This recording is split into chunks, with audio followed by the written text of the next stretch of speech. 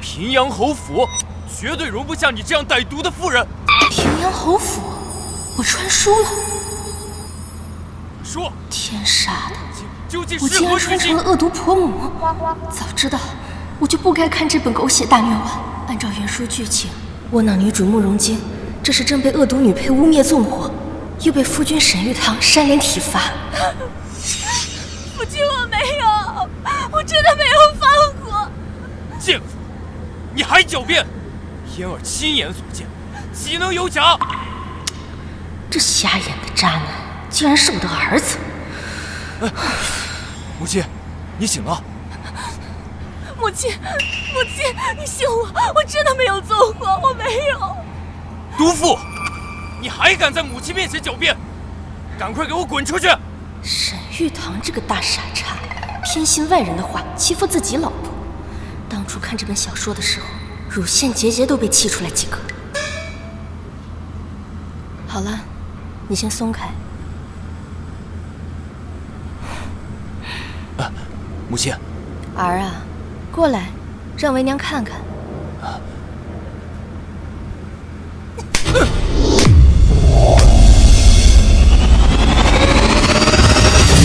狗崽子到底哪来的脸，敢在老娘面前打女人？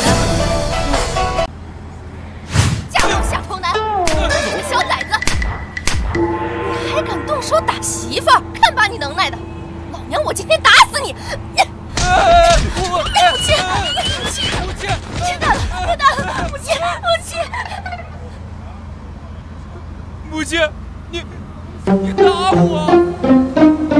我打你怎么了？子不教母之过，我教育你那是天经地义，你有意见吗？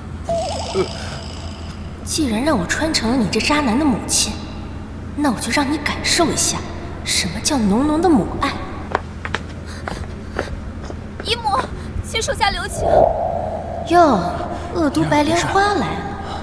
她和慕容京都是姜氏的外甥女，因慕容京嫁给了沈玉堂，成了世子妃，她妒忌不已，想烧死在祠堂罚跪的慕容京，从而可以名正言顺的给沈玉堂续弦。没想到原主姜氏也去了祠堂，差点被一起烧死。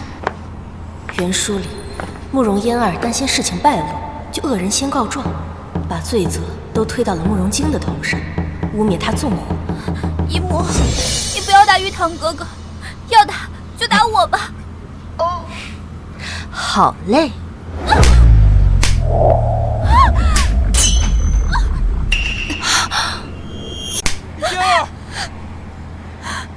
嫣儿，你怎么这么傻？母亲，你是不是疯了？怎么能打嫣儿呢？还敢在这儿跟我哇哇叫！我，陛下以仁孝治天下，父母之命大过天，你竟敢顶撞我，就是大不孝。我打你那都是替天行道，你想以身试法？母亲今天怎么性情大变，和平时全然不一样？伯母今晚好像非常生气，就连玉堂都打，一会儿是不是连我也一起打呀？原主姜氏在原书里就是个恶婆母，没什么母亲的威严，对丈夫和3个儿子唯唯诺诺，却对3个儿媳重拳出击。大儿子沈玉堂私底下也根本看不起这个母亲。不过不要紧，现在我来了，我非得好好教育一下这个小渣男。玉堂哥哥，嫣儿没关系的，你不要因为我惹姨母生气才是。母亲，就算你生儿子的气，那也不能打嫣儿啊！嫣儿又没做错什么。那怎么？你让他打回去？嫣儿不敢。姜氏今天是不是吃错药了？怎么对我这么大火气？嫣儿，你跪什么？起来！你也给我跪下！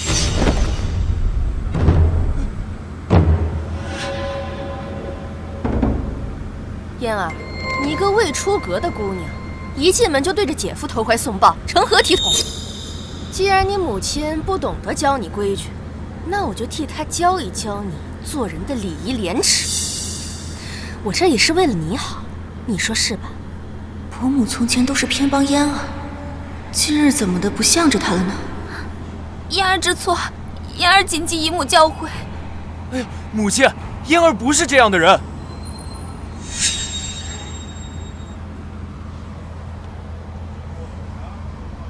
银儿都知道错了，你还在这胡搅蛮缠！要不是因为你，这些乱七八糟的事情也闹不出来。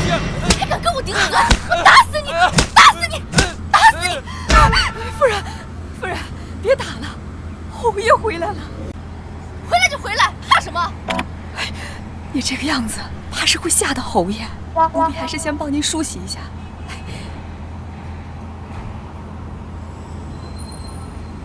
原主江氏极其爱美，唯恐自己人老珠黄被丈夫厌弃，因此日日精心打扮，不敢素面相对。用不着，没有变好看的义务哈。我才不要讨好男人。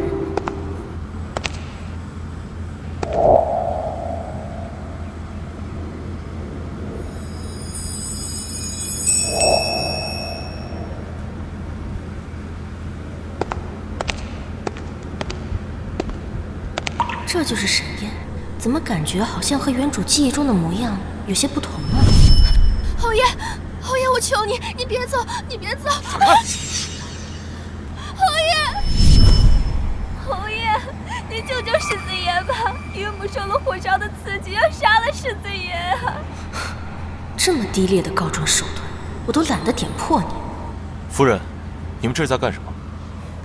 侯爷回来的刚刚好，过来一起听听，今晚祠堂这团火到底是怎么回事？宝娟，上茶。是夫人。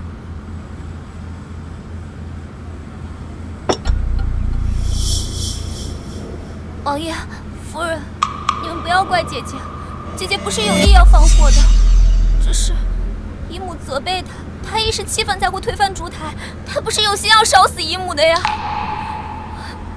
燕儿，他都要害死你了，你还替他说话？你的心肠未免也太好了。闭嘴！我让你说话了吗？晶儿，你来说说，这到底怎么回事啊？原身江氏总是欺负儿媳，也难怪慕容京不敢为自己争辩。原书这段剧情里边，全家都向着慕容嫣儿，慕容京百口莫辩，被关进柴房整整7日，差点活活饿死。晶儿别怕，你只需如实说来，母亲今日一定为你做主。我没有做梦吧？婆母怎么会向着我说话？母亲，我都已经问过了，就是这个毒妇纵的火。你再叫！可是，沈玉堂，晶儿是你妻子，你让她说2句话怎么了？衙门审案子还给犯人自辩的机会呢，你倒好，2片嘴皮上下一臂就给人家定罪了，你青天大老爷啊！男人可以蠢，也可以瞎，但是不能又蠢又瞎。或许婆母真的会为我做主。那个时候我在祠堂罚跪，母亲确实进来训斥了我几句。我想辩解，母亲却突然心急发作，昏了过去。我跑出去寻人，谁知刚出院子，祠堂就起了火，我只好回去救人。火势猛烈，我拖着母亲的身子，刚出院子就晕了过去。胡说！明明就是我家小姐救的夫人，怎么就成你救的了？春桃，不许多嘴。小姐，我就是看不得他们这样冤枉你。我就是看不得他们这样冤枉你。你要是不想让他说话，在他说第1个字的时候你就制止他了，等人家说完了你才呵斥，一唱一和的演给谁看呢？姨母，是嫣儿管束不力。母亲，确实是嫣儿拼了命把你从火场救出来的，你为什么就是不相信呢？定是这个毒妇害怕担责，所以撒了谎。父亲，母亲她糊涂了，你一定要为嫣儿做主呀！除了春桃，可还有其他人证？有。侯爷夫人，我到祠堂救火时，的确看到嫣儿姑娘背着夫人从大火里面出来。你可看清楚，若有虚言，家法伺候。世子妃一向不得人心，夫人也只会看丈夫儿子的脸色。侯爷更是不理这些小事，怎么今日这些人都不太对劲？玉堂哥哥，其实也不是什么大事。姐姐说是她救的姨母，那便当做是她救的就好了。只要姨母安好，我就放心了。不行，那样你受了太大的委屈了。几年的龙井了，绿茶成精了吧？王嬷嬷，你要是再不说实话，世子爷的魂都要被这个狐狸精给勾走了。要是因为你的话，再冤枉了人，这罪责你担当得起吗？老奴不敢，老奴赶到之时，夫人已经被救出来了。只是夫人同慕容三小姐挨得近，同世子妃离得远，老奴也不知道谁救的夫人呀。你刚刚还说亲眼瞧见这慕容嫣儿将我从火场救出来，现在又说没有看清到底是谁救的我。你嘴里还有没有一句实话？夫人息怒，老奴的确没有亲眼所见是谁救的你，老奴也是听别人说的呀。老奴现在仔细一想，只有夫人和世子妃身上有火灼的伤痕，慕容三小姐身上没有。说不定啊，世子妃是先把夫人救出来，慕容三小姐后头到的。所以啊，救出夫人的应该是世子妃。狗奴才，算你识相。我瞧着也是啊，这嫣儿身上干干净净的，一点烟熏的痕迹都没有，不像是从大火里出来的。玉堂，你觉得呢？可嫣儿亲口告诉我，是她拼命把你从火场救出来的。嫣儿一向坦诚，应该不会骗我吧？世子爷，请您明鉴啊！我家小姐那是因为穿了披风，才没有沾上太多灰尘。是吗？我怎么没有瞧见那件披风啊？那是因为披风被火烧毁了。我家小姐救了夫人，夫人不心疼也就算了，偏说是旁人救的。嬷嬷，这婢子出言不逊，你过去教她点规矩。是。贱婢，侯府的主母岂是你能妄议的？再搬弄是非、颠倒黑白，便拔了你的舌头丢出去喂狗！这个春桃，我看书时就想扇她。慕容嫣儿固然可恶，但很多事情若没有春桃在背后出主意，她也干不成。现在竟然还敢在我面前上蹿下跳！母亲，春桃只是护主心切，才言辞不当，随便斥责两句就算了，何必这样大动干戈？王嬷嬷是你找来的人证，她自己都说了是晶儿救的我，你非要将这个救命之恩安在她慕容嫣儿身上是吗？晶儿和嫣儿到底谁才是你的妻子？你这良心要是不要了，就拿出去喂狗！父亲，玉堂哥哥，既然姨母向着姐姐说话，那我们便不必争辩了，不然免得惹姨母不痛快，也让侯爷为难。江婉宁这个蠢货，竟然如此嚣张，难道侯爷能忍得了吗？你母亲骂得对。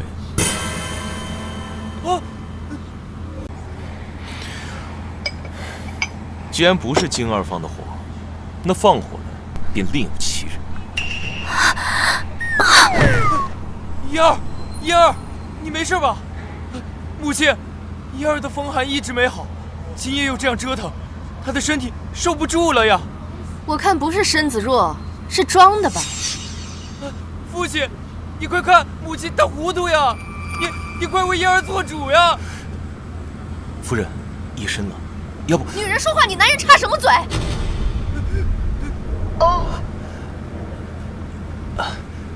就算玉堂和嫣儿撑得住，你和晶儿也需要休息。你看，晶儿都折腾一晚上了。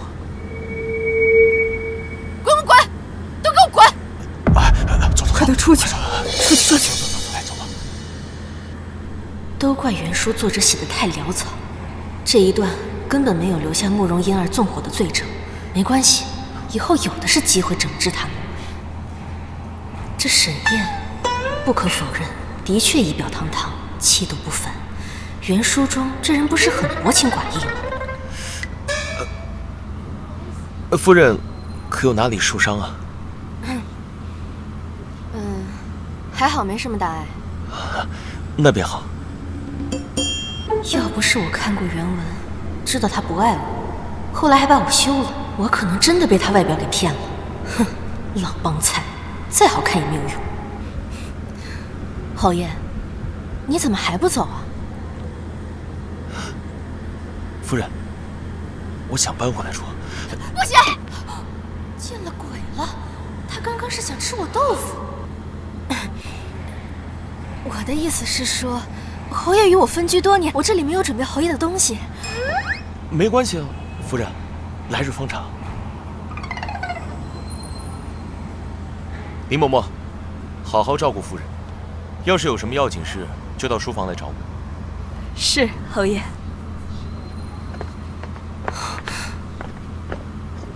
不对劲，太不对劲了。这就是封建社会的腐败生活吗？嘿嘿，我这也算是翻身牛马打歌唱了，不错，真不错呀。夫人，世子啊，请您前去用午膳。好，这个侯门主母当的还是蛮舒服的嘛。要是没有这些蠢儿子，就更舒服了。走。这些年边关不太平，沈燕驻守边疆，很少回帝京，在府上的日子并不多。自从上回元申在旁人的挑唆下同他闹了一回，他便搬去了书房。昨夜怎么会提出回来住呢？说，野男人是谁？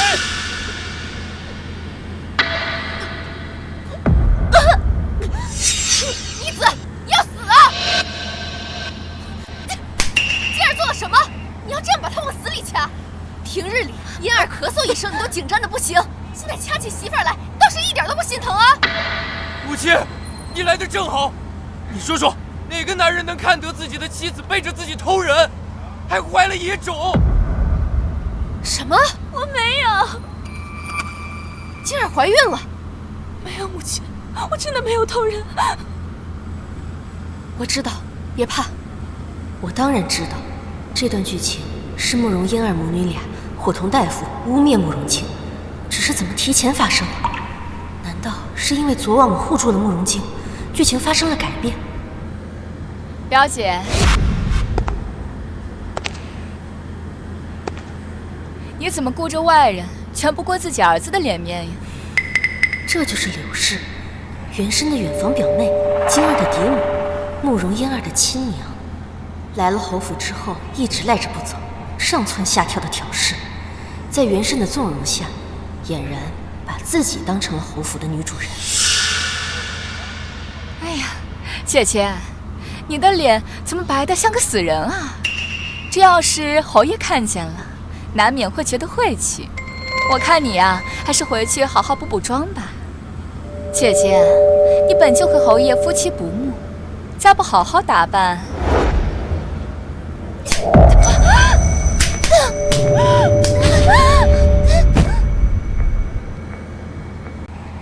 母亲，没事吧？母亲，你这是干什么？柳氏出言犯上，存心诅咒我，他自己犯贱，怪不得别人。表姐，我没有，你可别冤枉人呐！世子爷，小姐，我作证，夫人真的没有。他说我脸白得像死人，不是诅咒我去死吗？姨母，这肯定是误会，母亲肯定没有那个意思的。那他是什么意思呀？这贱人怎么变得这么伶俐了？表姐，我是好心的，我怕你被那不知检点的贱婢所蛊惑，这一时心急，口不择言了。哎呀，都是我的错。是好心还是犯贱，我自有分辨。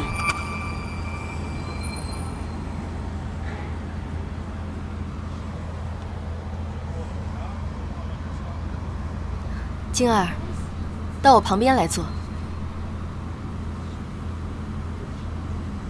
你放心，只要有我在，就不敢有人胡来，更不敢有人伤害你肚子里的孩子。谢谢母亲。母亲，你可不要被他给骗了。他刚刚闻着饭菜犯恶心，我叫来张大夫给他诊脉，说她已经怀孕2个月了，可我刚回府不过月余，那野种怎么可能是我的？母亲，我是被冤枉的。此事若不查个水落石出，我宁可一头撞死，也绝不会让我的孩子受如此奇耻大辱啊！母亲，又跪下了，快坐下来。张大夫何在？夫人，世子妃是怀孕2月有余了，而且上个月她还和我讨要过红花，这红花是落胎的猛药啊！母亲，慕容清分明害怕奸情泄露，打算秘密堕胎。今日闻了饭菜气味，露出马脚，才被我发现。侯爷，夫人和世子又吵起来了，还打了慕容夫人。您要不要过去看一看呀？拿盒玉露膏过去给夫人。别叫夫人把手伸住。哎呀！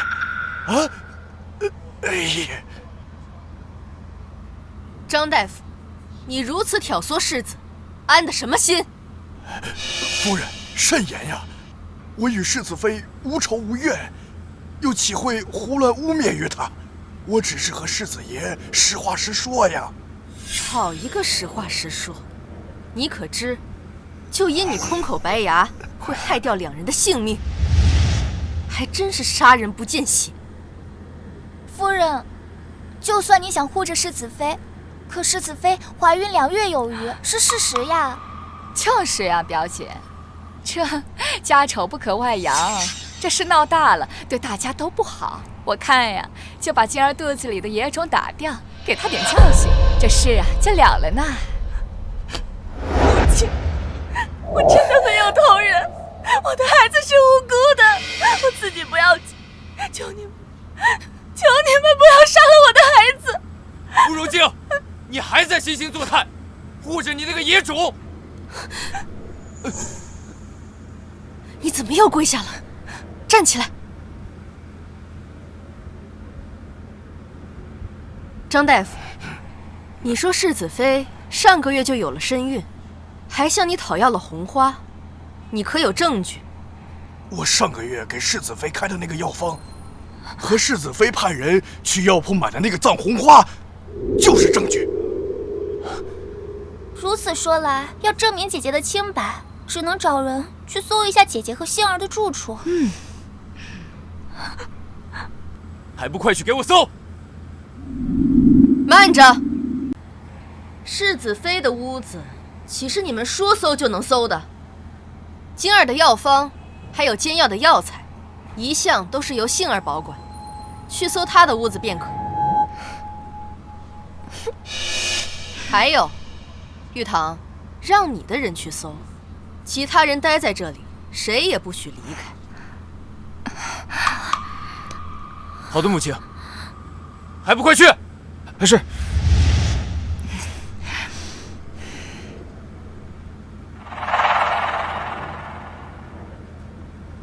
世子爷，小的没有找到张大夫所说的那张药方，也没有找到什么红花。怎么可能没有？你很希望自己戴绿帽子是不是？怎么可能？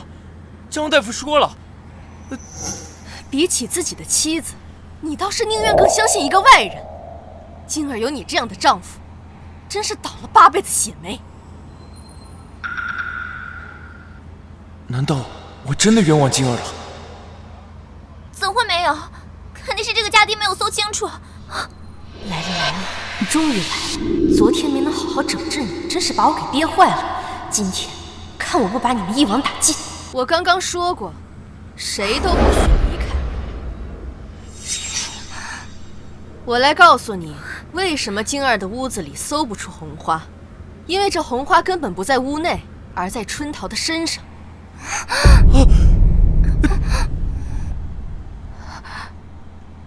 林嬷嬷，给我搜春桃的身，叫咱们瞎了眼的世子爷看个明白。是，夫人。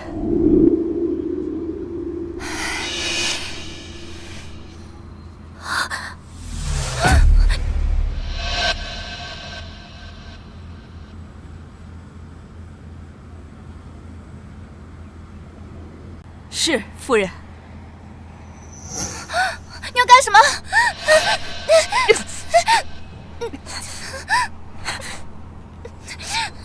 来吧你！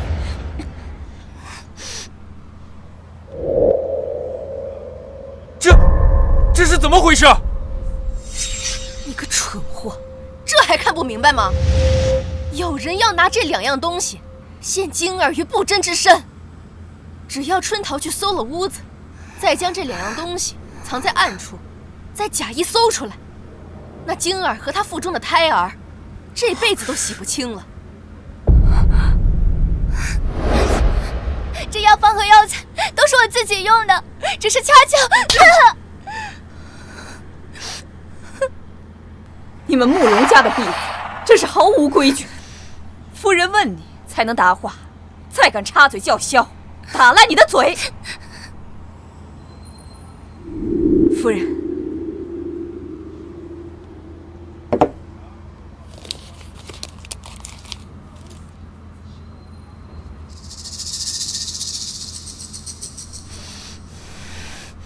春桃，你说这东西是你自己的，这么巧，这里面的内容和张大夫说的一模一样。你当我和玉堂一样是傻子吗？春桃，这是从何得来？世子爷，奴婢冤枉啊！冤枉？这东西从你身上搜出来，可由不得你喊冤，还不如实招来。到底是谁指使你？是你们家小姐，还是你们家夫人？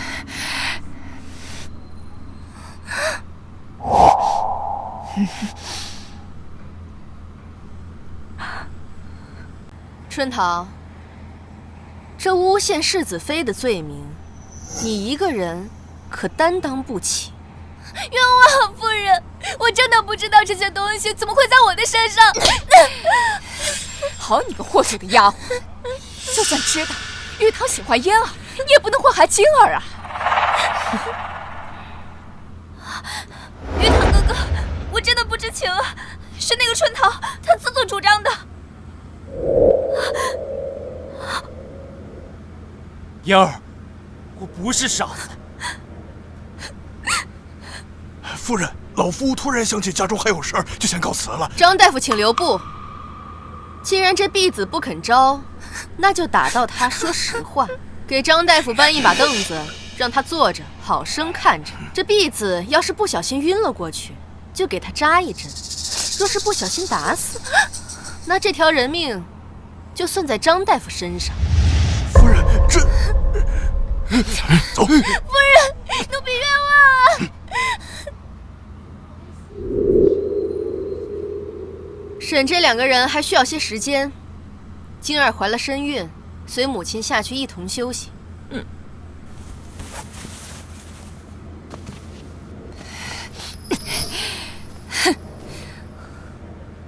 玉堂哥哥，你要相信我，真的不是我。等这件事情审清楚再说，我还有事，先走了。母亲，这下该怎么办？春桃的家人还在咱们慕容府呢，他哪敢说实话呀？不过这江万宁今天太不对劲了，根本不像从前那样好撺掇哄骗。我得想想后招，否则呀，你嫁入侯府，可就没希望了。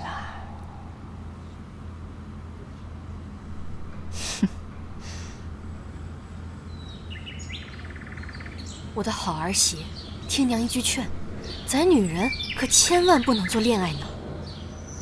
母亲，这什么叫恋爱脑？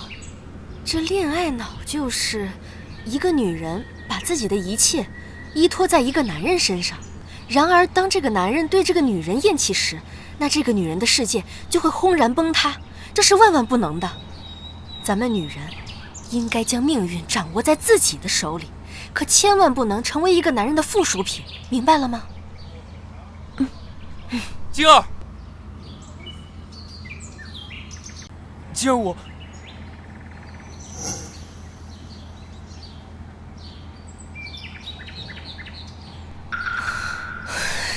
你有话就说，有屁就放。一个大男人，半天憋不出一个屁来。你刚刚不还是一口一个野种吗？母亲，别说了，孩儿知道错了。今日之事，确实是我对不起晶晶，才让她受了那样大的委屈。孩儿也不是有心的。晶晶怀了身孕，我不知道有多高兴呢。若不是春桃故意栽赃陷害，我也不可能不认自己的亲生骨肉。等等，什么叫春桃故意栽赃陷害？难道不是他主子指使的吗？我知道他们母女两个脱不了干系，可我觉得应该是柳氏干的。因而她之前是那样善良一个人，一定是被撺掇的。沈玉堂，若你和慕容嫣儿是两情相悦，不如我们和离吧。我知道你不喜欢我，可我腹中的孩儿是无辜的，我受点苦不要紧，可他们这次想要的是我孩子的命啊！我成全你们，也请你放过我和孩子吧。终于支棱起来了。和离，我不要。晶儿，这事是我对不起你，可嫣儿她自幼就与我有婚约，当初若不是你下了药，与我有了一夜，我也不可能抛弃她娶了你。我猜想，她一定是太爱我了。晶儿，你已经是世子妃了，可我有愧于她，这件事情是我对不起你，我给你赔罪。你要我跟你说几遍你才肯相信我没有给你下过药？算了，我不想跟你说。母亲，我先走。药是慕容嫣儿下的，你这个蠢货！下次想清楚了再开口。母亲，她要和离，你都不拦着她吗？难道让她下半辈子一个人带着孩子吗？就你这样的傻儿子，就算治好了也流口水，我哪还有什么脸去留人家呀？我们侯府的脸都给你丢尽了。你放心，就算你们和离了，我也不会让他一个人带着孩子。我们侯府养得起他们俩。流口水，母亲这是在骂我有病吗？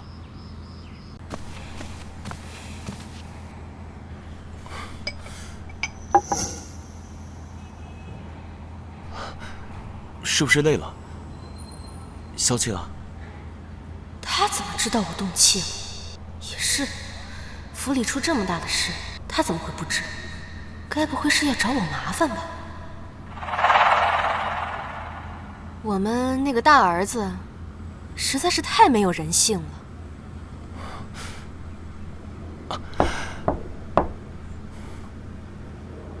夫人，春桃说什么也不肯指认慕容嫣儿和柳氏，只说是自己看不惯世子妃，所以自作主张。什么？原本这段剧情在原书里就是慕容嫣儿奸计得逞，慕容京被冤枉痛失孩子。现在我改变了剧情走向，反而出现了盲点。春桃不肯招，难道是因为有把柄在他们手上？林嬷嬷，你派人去私下调查一下春桃的底细，看看他们家是否还有家人为慕容家做事。是，侯爷。夫人稍安勿躁，莫要气坏身体。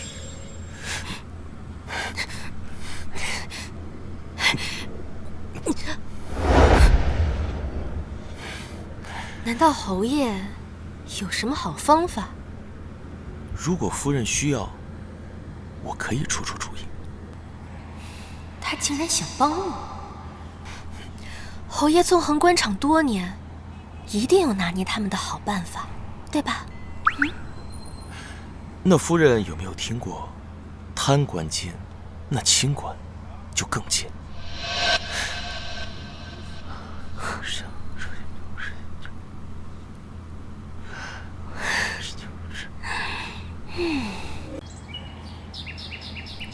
玉堂哥哥，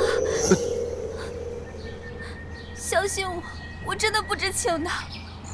嫣儿，我知道都是春桃的错，但晶儿现在是我的妻子，又怀了我的孩子，我不能全然不顾她的感受啊！玉堂哥哥，我们终究是有缘无分，嫣儿不敢奢求什么，只希望能远远看着你就好。我知道，是我对不起你。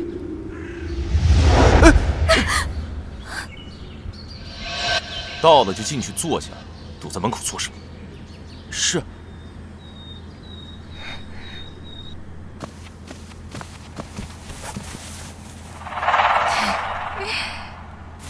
既然人都到齐了，那便开饭吧。哎呦，表姐，你也真是的，明知道侯爷喜欢吃蟹黄狮子头，还放这么远。把这道菜端到侯爷面前去。是。端回去。侯爷不喜欢吃这道菜。姐姐，你是不是记错了呀？这道菜可是侯爷最喜欢吃的啦。哦，是吗？那是你记错了。侯爷现在变了口味，喜欢吃辣的，是不是呀？夫人说的没错，本侯如今嗜好辣味，早对狮子头已经腻味了。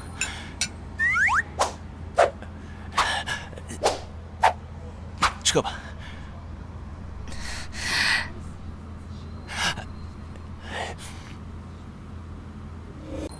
侯爷怎么向着江婉宁说话呢？从前侯爷与他说话都不多说几句，反而多爱与我谈心。今儿个是怎么了？难道是江婉宁使了什么把戏？不会的，江婉宁一个草包男，十足的蠢货，除了长得比我好看，哪儿比得上我？这侯门主母，他能当的，凭什么我不可以？明明侯爷之前和我已经眉来眼去了，不行，我不能让他翻身。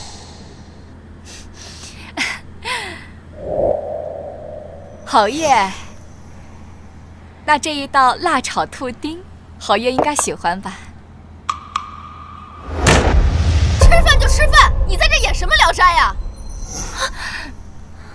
姐姐，你怎么当着侯爷的面耍性子呀？侯爷都已经在外面操劳一天了，好不容易想回来好好吃顿饭，你这样闹，岂不是让侯爷连饭都吃不安生了吗？侯爷是我的夫君，用得着你来操心？当初是你说你家着了火灾，需要重建屋宅，我想着大家都是亲戚，才将你和嫣儿接过来暂住。没想到住的时间久了，你连自己的夫君是谁都搞不清楚。姐姐，冤枉呀！我只是觉得在此借住多有叨扰，才想着费些心思照顾好侯爷和玉堂，替姐姐分忧。若是姐姐嫌我做的不够好，是，你确实做的不怎么样。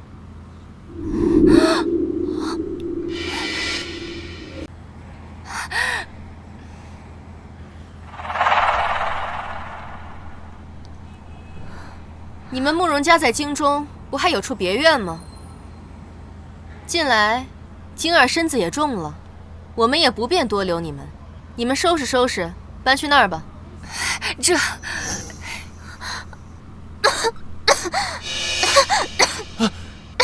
母亲，你也不能说赶人就赶人呀。姨母是你亲妹妹，更何况嫣儿的病还没好，不如你再敢忤逆你母亲试试！哎呀，我这心好痛啊！这个逆子，我迟早要被这个逆子给气死！整天不是火灾就是吵架，是不是因为他们俩在这府上住着，成我的寿啊？林嬷嬷，多带几个人，把他们的行李收拾。这侯府恐怕是容不下他们了。是。哎呀，逆子啊！玉堂哥哥，我和母亲也没有做什么呀，你们为什么要赶我们走啊？母亲最近脾气有点怪，我去劝劝她。晶儿，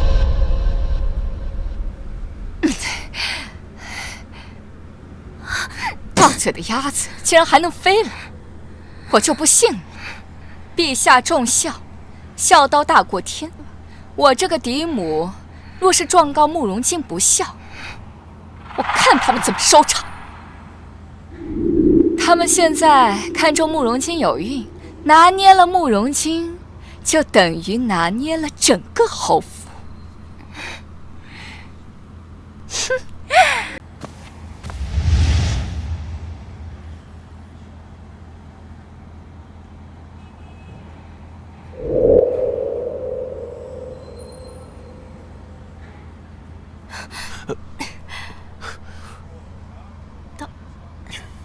到了。夫人，累着了？不累，不是说好的演一场戏吗？可把我给演爽了。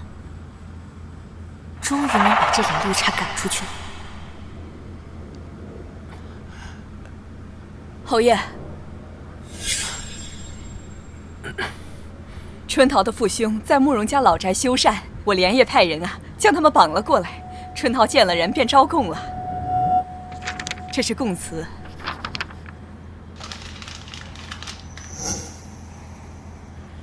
嬷嬷，你去把晶儿叫来，我有话交代她。是，夫人。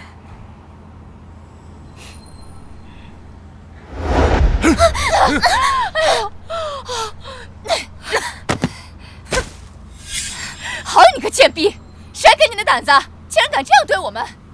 自然是我们夫人给我的胆子。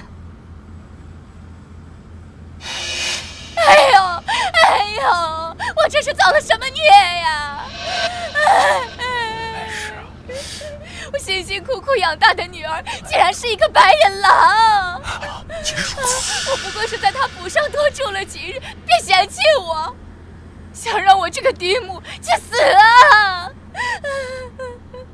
这侯府看着光鲜亮丽的，没想到这么抠门啊！堂堂世子妃，竟然这样对待嫡母！这江婉宁平日最要脸面了，又生怕慕容京安不了胎，一会儿肯定要来求我的。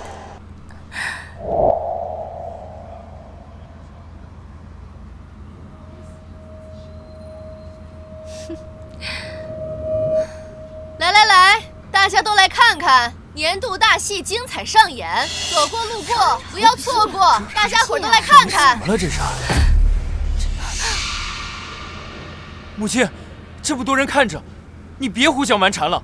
有什么事儿，咱们回去再说。我看你是巴掌还吃的少了，又在这糊涂了。母亲，一木和嫣儿也是你的娘家亲戚，咱们高门大院的，犯不着这样赶人。他们都这么死皮赖脸了，你还在这讲体面？我体面人就活该被他无赖欺负吗？晶儿，就算你要养胎，你也不能将嫡母扫地出门啊！你快劝劝母亲，若是你背上不孝的罪名，咱们家的脸面可往哪儿放呀？脸面？我还有什么脸面？就因为他们是我的母亲和妹妹，我才去求着婆母，将他们迎进侯府里暂住。可这2个多月以来，他们不仅在侯府里面白吃白喝，吆三喝四，毫无半点做客之道，甚至还偷盗了婆母的珍宝玉器，我的脸面都要被丢尽了呀！摊上这样的母亲，这世子妃可是倒了8辈子大霉了，这难怪被人从侯府扔出来。这侯夫人也是脾气真好，遇见这样贪得无厌的蛀虫，竟然还能忍2个多月。这要是我呀，1天都忍不了。呸！你个贱人，胡说八道什么呀？我什么时候偷侯府的东西了？我的那些东西分明是你婆母送我的。柳氏一开始花言巧语的哄骗袁深，送了好些东西给他，养得他胃口大了，心也大了，把侯府当成自己的地盘。凡是看见好东西，都要理所应当的拿一份，这中间的糊涂账早就说不清了。哎呀，我怎么不记得是我送给你的？不问自取是为贼，这么浅显的道理，你该不会不懂吧？姨母，你也是女子，你应当知道女子的名声有多重要。说你没有真凭实据，请你收回刚刚那句话，不要让家母背上莫须有的骂名。说这是什么个事儿啊？我顶多就是顺了信一票，这玩意儿，只要我自己咬定是江氏自己给我的，又有谁能算得清这笔糊涂账呢？冤枉啊！堂堂侯府主母如此荒唐，送人钱财想要回去，竟借此污蔑我。偷没偷？打开看一看不就知道了。我屋内丢的可不只有珠宝首饰，还有侯爷送我的定情信物。我总不能连它也一并送给你。开箱授业，自证清白。好，若是搜不出来赃物，我要让你江婉妮给我当众跪地道歉。哎呀，这挺广众的。对啊，好像是偷到了什么。母亲，我求你不要再讲了，有什么话咱们回去再说。滚一边去！他们两个站在大街上，当着大家伙的面说你妻子不孝的时候，怎么没有想过这些？现在想让我关起门来跟他们说道理，我就是要让大家伙看看，到底是谁不要脸。给我搜！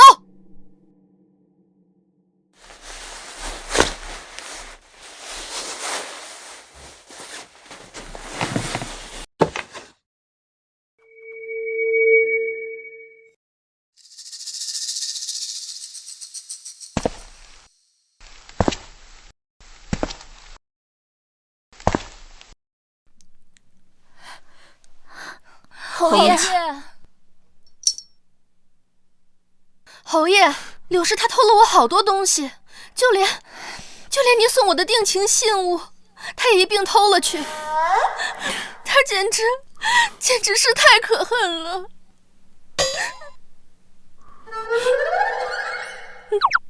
这明明是他自己送我的，这蠢货莫不是疯了，在这睁着眼说瞎话？侯爷怎么可能会跟着他一起胡闹呢？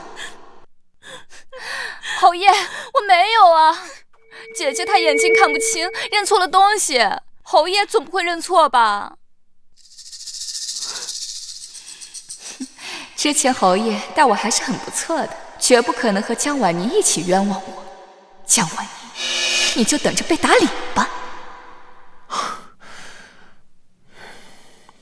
没错，这个玉镯就是我送给我夫人的定情信物。哎，定情信物，真偷窃！柳氏，你好大的胆子！哎，还真是他偷的呀！这侯爷不可能冤枉他呀！侯爷战功赫赫，要什么赏偷东西呢？没道理去争抢一个妇道人家的镯子呀！哎呀，这难怪世子妃不孝。此事啊，要是闹到陛下那里，那也是世子妃赢。是世子妃，不是，侯爷是不是也疯了？竟这般纵着江婉妮，和他一起陷害我。侯爷，我没有啊！难道你也糊涂了吗？侯爷，这分明就是污蔑，你不能一心向着姨母啊！来人，把这两个人拿下，送官。且慢，父亲，都是一家子亲戚，实在没有必要如此啊！亲戚？他们对你妻儿下黑手的时候，怎么没想过那也是他们的亲人？还有你，你刚才义正言辞地跟我说，身为女子，理当知晓女子的名声有多重要。那你买通大夫，污蔑你的姐姐私通时，可有想过这一点？我看你这个人啊，真是无耻至极。不就是栽赃吗？谁不会呀？以其人之道还治其人之身，哼，这是你应得的。春桃不是说这件事情是他干的吗？你自己看看，春桃的父兄已经被我拿下了，昨晚也如实说了实话，是他柳氏还有他慕容嫣儿买通他和大夫污蔑你的晶儿，目的呢，就是为了打掉他腹中的胎儿。嫣儿，居然真的是你干的！玉堂哥哥，不是我，是我母亲，是我母亲为我鸣不平，年没有发生那样的事情，嫁给你的本应该就是我才对啊！是母亲看我一片痴心，才想出如此对策的。玉堂哥哥，你原谅我们吧，好不好？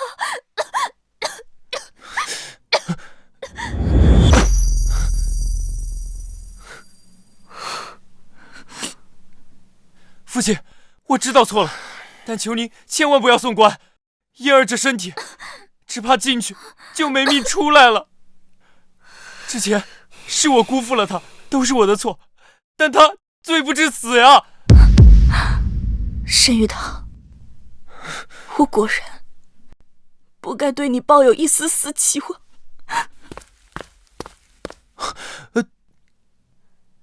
这个蠢儿子，还以为自己欠了慕容嫣儿呢，看来非得给他上一剂狠药才行。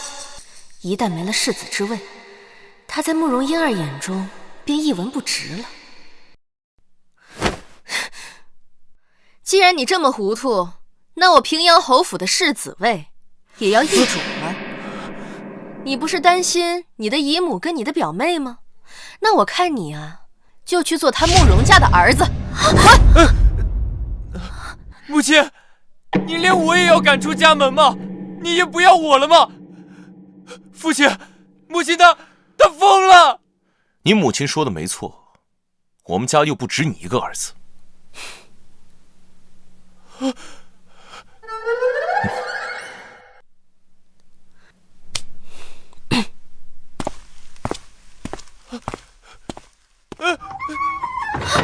父亲，母亲，父亲，母亲，走走走，父亲，完了，全完了！母亲，二位，请吧。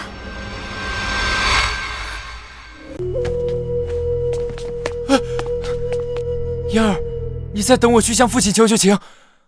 没想到平阳侯会那样纵容江婉宁，难道他们之前的夫妻不和是过演戏？母亲，现在我们该怎么办？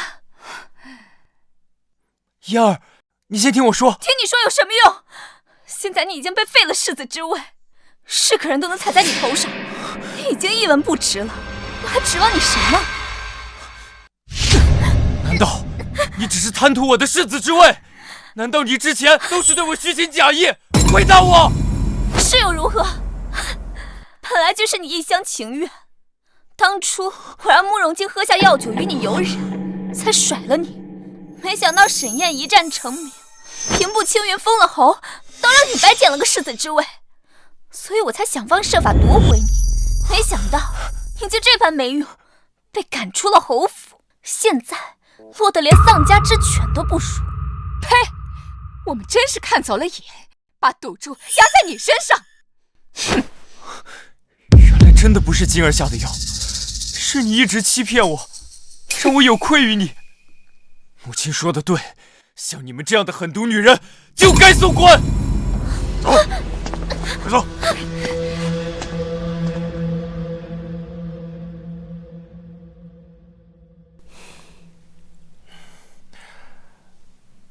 夫人可满意了吗？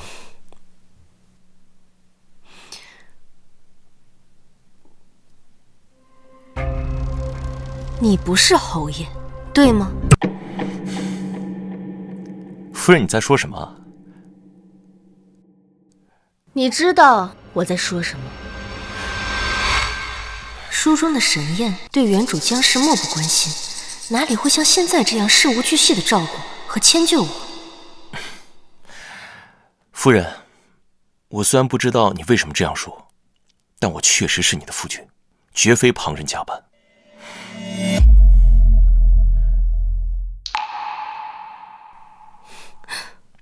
夫人若是不信，大可亲自查验。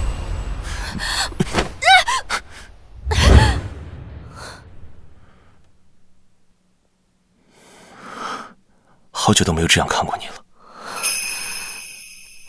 是吗？这是什么美男计吗？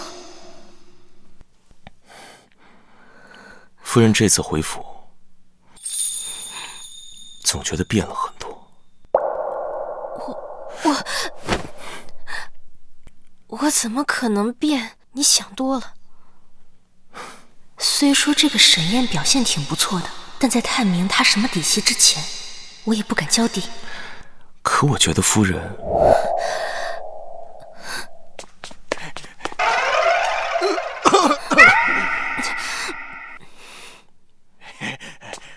侯爷、夫人，世子在门外跪地不起，要求要见世子妃。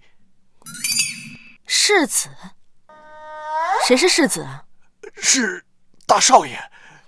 夫人，要不您还是去瞧瞧吧，老奴从来没见过大少爷这副模样啊。好，那我去瞧瞧，他到底什么模样。嘿。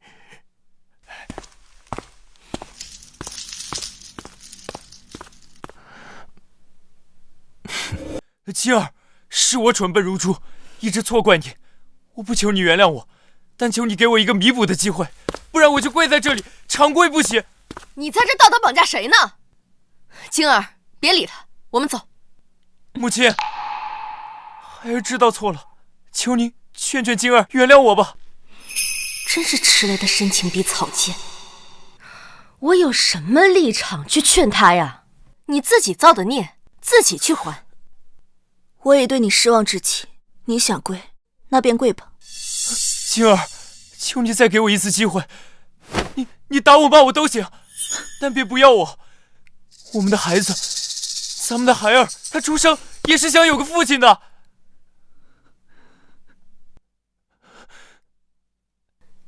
晶儿，该处理的人我都替你处理完了，你们夫妻俩的事我不便掺和。我还是那句话，咱们女人要将命运掌握在自己手中，其余的事呢，就你自己去决定。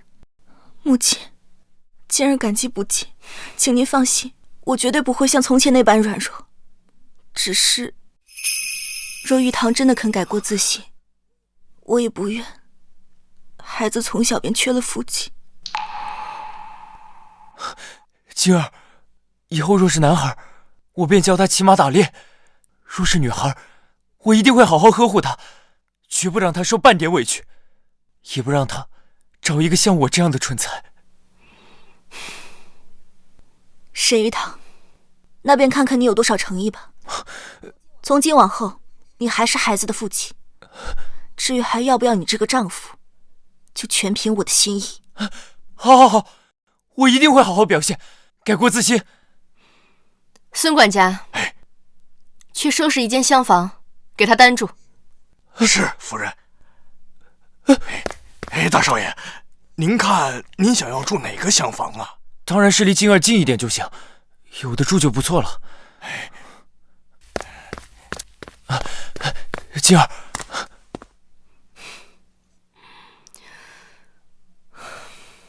不好了！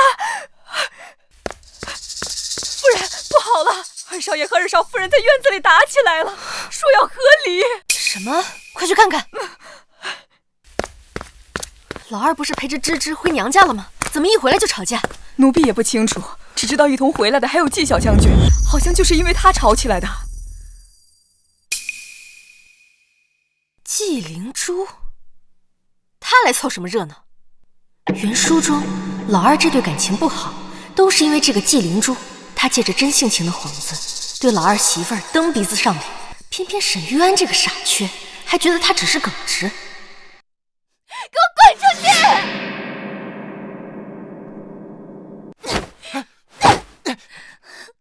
好兄弟，那你以后和他同吃同住去吧，当一辈子的好兄弟，不要再回来了。这是我家，我凭什么走？好嫂子，我都给你赔罪了还不行吗？哎呀，你们这些深宅女子就是这样，一点芝麻大小的事儿也要闹脾气。我当沈师兄是大哥，我们俩是兄弟，哪有你想的那么龌龊？对啊，灵珠的马在城外的山道上撂蹶子了，我又不能将他一个人丢在山脚，才带了他一程，这你也要乱吃飞醋，简直不可理喻。是啊，你们是好兄弟，所以就可以光天化日之下在马背上搂搂抱抱。你们不害臊，我还害臊呢。什么搂搂抱抱？用得着说的这么难听吗？灵珠是因为担心我才陪我一路从军营走回来的，他凭什么在这儿挨你的骂？既然不想在这儿挨骂，那就赶紧滚。滚晚了，可就不只有挨骂这么简单了。母亲，母亲，你打我！侯夫人，有话就说话，你怎么能动手打人呢？你难道不知道，男儿最要紧的就是脸面？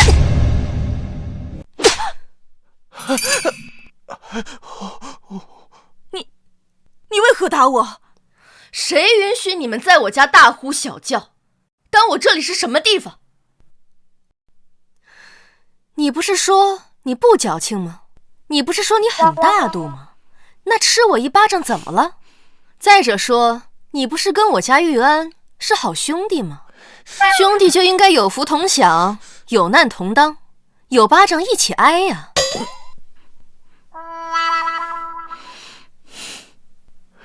这还是我的娘亲吗？听到大哥被赶出去的消息，我还不信。可是现在婆母居然动手杀了玉安，还把妾灵珠给打了。她以前只是对我们几个儿媳妇凶，难道现在婆母是对所有人都凶？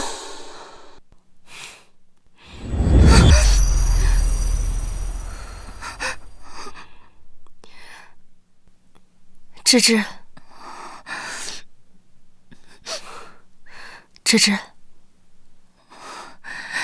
没有必要为了这种狼心狗肺的男人掉眼泪，不知道啊？我是不是被气出癔症了？这还是我那个是非不分的婆母吗？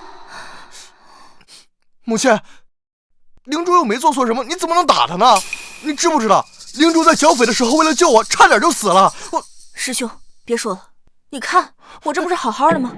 没事的，我皮糙肉厚，挨那一巴掌也没什么的。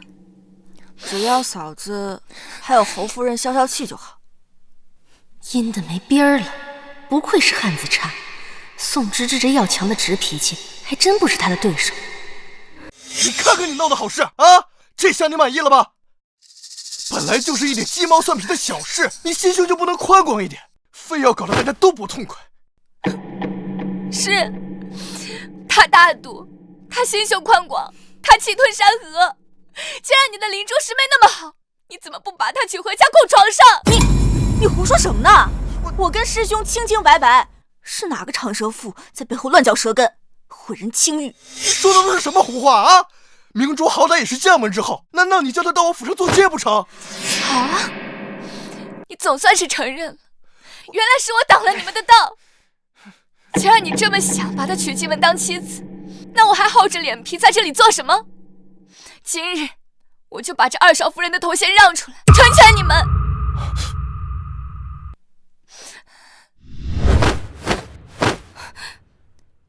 母亲，请恕儿媳不孝，儿媳要与沈玉安和离。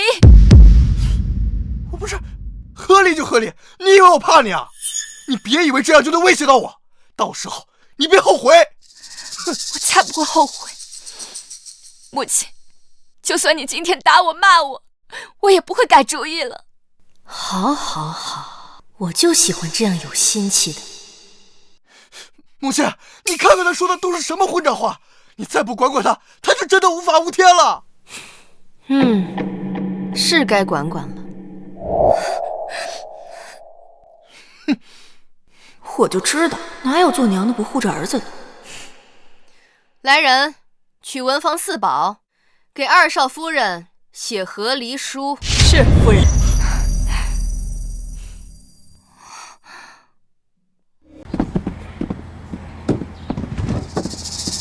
哎，不是，母亲，你是不是弄错了？婆母竟然允准我和离，不骂我。你以为我跟你闹着玩呢？刚才也不知道是谁梗着脖子说和离就和离，你别后悔。哎呀，也不知道现在是谁会后悔呀。我怎么可能后悔？芝芝，吵架吵累了吧？快坐，坐下来喝口茶。谢谢母亲。终于要和离了，我一定要抓紧时间嫁进来。宋芝芝这小贱人，以后再后悔也没用。只不过江氏这个未来婆母有点棘手。哎，季小将军怎么还不走呀？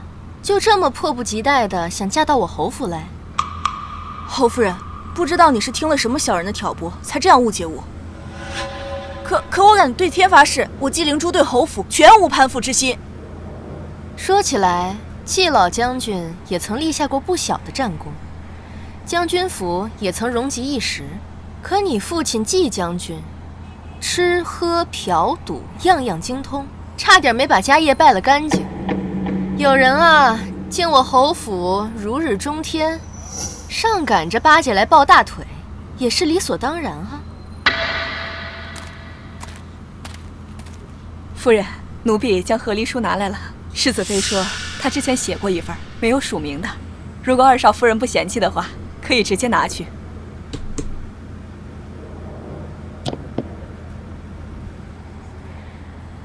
芝芝，你想清楚了，就在这和离书上安个手印。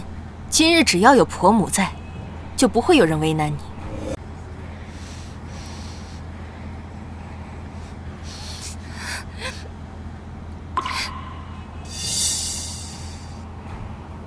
芝芝出身商户，又是做买卖的一把好手，做事果断干脆。若不是叫娘家那一帮吸血鬼和沈玉安拖累着，以他的心气和经商天赋，一定能拼出一番天地。到你了。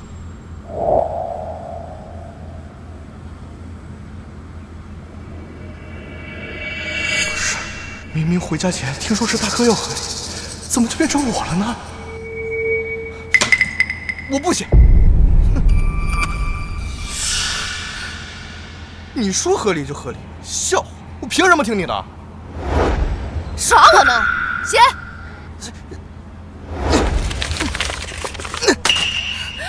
我就不行，就不合理。母亲，当初这门亲事是你硬塞给我的，非要我娶了芝芝，现在又叫我和离，咱俩到底谁耍谁呢？你。都怪原主这个贪财的性格。当初打仗又逢荒年时，沈家开支紧迫，他见宋芝芝手中有大笔经商得来的钱财，便做主了这门亲事。想着若是沈月以后飞黄腾达，再换个高门贵女。哎呀，夫人，二少爷，你快别说了，别把夫人气出个好歹来。他俩成亲之后，沈玉安花着宋芝芝的钱，可谓是财大气粗，越来越满意。两人一直感情挺好，直到纪灵珠参了军。这个逆子，我迟早要被气死。母亲，来人，把这个蠢货，还有这个不男不女的这个师妹，给我乱棍打出去！我倒要看看，离开我侯府，他还能神气什么？哎，你们干什么？敢对我动棍子，反了不成？谁先把他们给我打出去，我赏银100两，不，200两。二少爷，对不住了。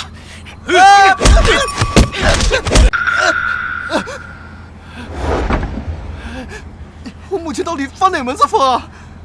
师兄，要不你去我那儿先住2天，等侯夫人气消了再回去。别急，哪有母亲不要儿子的？听闻世子早些时候也被赶出家门，接连2个儿子被赶出家门，侯夫人再好也得听侯爷的。我就不信侯爷会坐视不理。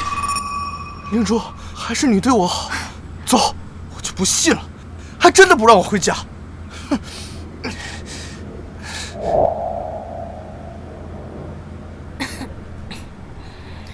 林嬷嬷，你去趟厨房，让他们做1笼蟹黄包，再蒸1个肘子。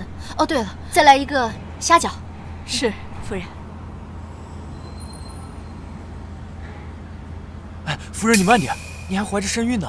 母亲，母亲，嫂嫂，母亲，你吵架吵累了吧？我带了点点心来，您尝尝。晶儿，你来的正巧，快坐。我不过才回娘家几天而已，家里怎么天翻地覆了？大哥竟对大嫂如此体贴殷勤，正好让晶儿给你打个样，也省去我一番口舌了。弟妹，你也吃一些吧。你一路赶过来，定是还没有来得及完善吧？谢谢嫂嫂。你放心，有母亲在，玉安她翻不起什么浪来，你且放宽心啊。就是啊，我看他呀也是欠收拾。可是我不明白了，他明明也不想过了，为何又不肯签和离书呢？因为沈家的男子啊，都爱犯贱，只有当妻子对他们厌弃时，他们才懂得珍惜。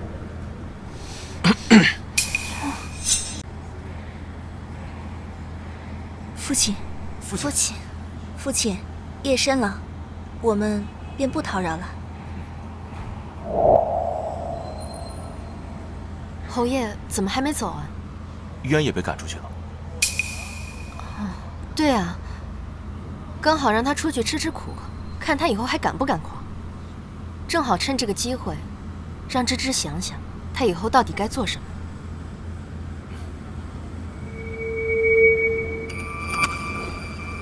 手里拿的什么？没什么。没什么，我看看，让我看看，看看嘛，看看嘛。夫人，让我看看。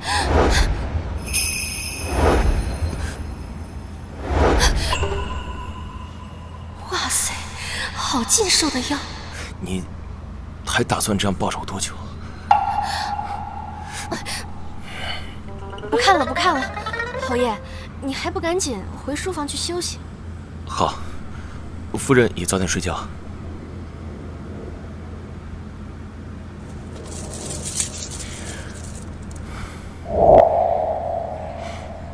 慢慢来吧，谁叫我传来之前就不受他待见。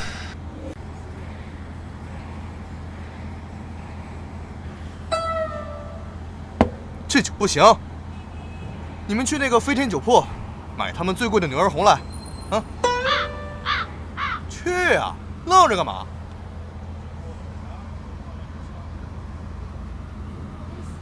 老爷，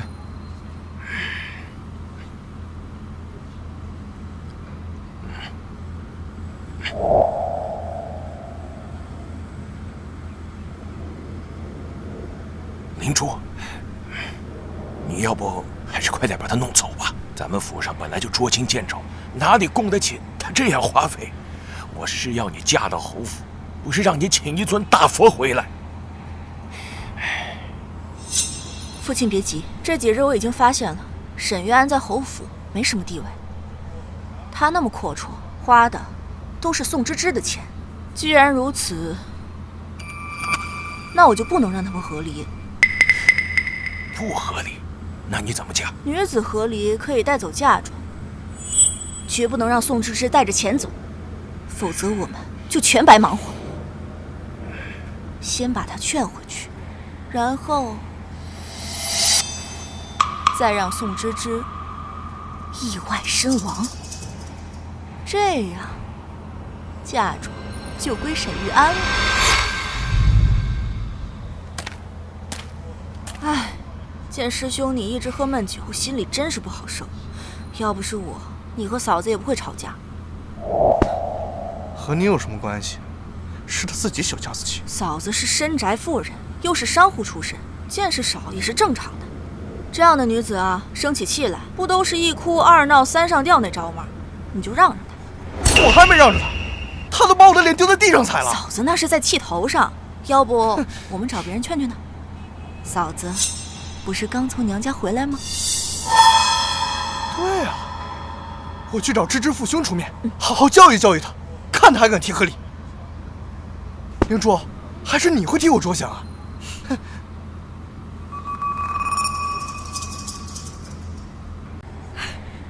夫人来玩了。什么？哦不是，是宋家来人了，来了好几个呢，气势汹汹的，要找二少夫人问罪呢。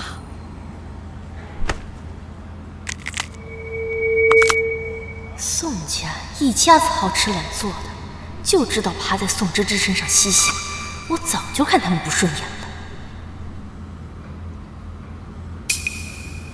夫人，侯爷派我来给您送来了这个，这是侯爷亲手给您做的软鞭。侯爷说，用这个打，不伤手。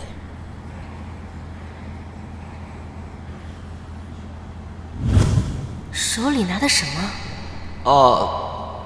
没什么。他那天藏的，原来是这个呀！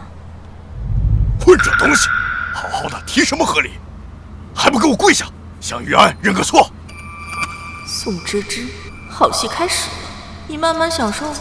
我又没有做错，为何要下跪？父亲，如果你今天来是来跟我说这些话的，那便请回吧。你这个逆女，这么好的姻缘，多少人求都求不得。你娘家的兄弟们，今后还指望侯府照拂呢。你算个什么东西，竟然还敢提出和理！今天我非得好好的管教你不可。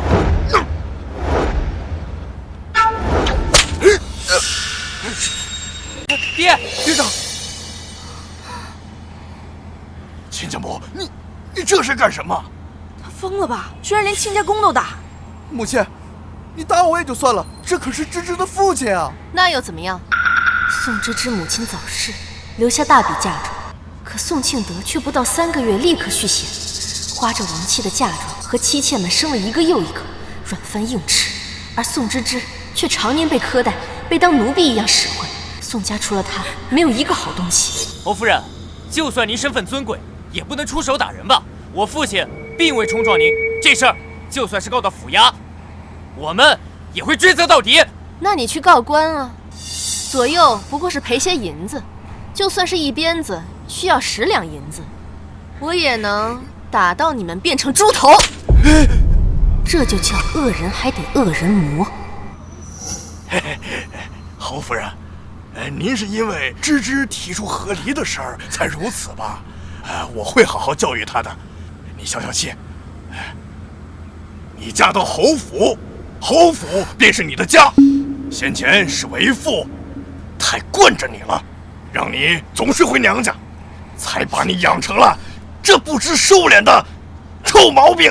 你但凡心里还有点孝心，心里还有着为父，你就安安分分的跟玉安好好的过日子，别再搞这有的没的啊！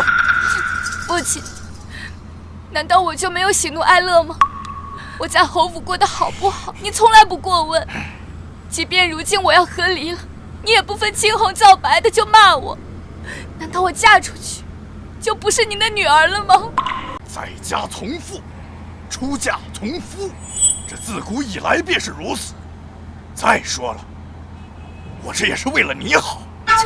别说的这么冠冕堂皇。你们之所以让芝芝回娘家小住，那是因为芝芝任劳任怨地帮你们打理宋家的商铺。若是芝芝没有一点用处，你们只会嫌她烦。侯夫人，这芝芝她是个女儿家，能派上什么用场？这宋家的生意都是我和我爹谈下来的，她顶多就是跑跑腿、打打杂，离了宋家的招牌，她什么都不是，什么都不是。芝芝，你听到了吗？无论你如何的呕心沥血，熬红了眼睛，他们不会记着你一丁点的好，还会觉得你占了他们的便宜。像这样的家庭，你还觉得是为你好吗？好，既然你们这么想，那今日我便和你们一刀两断。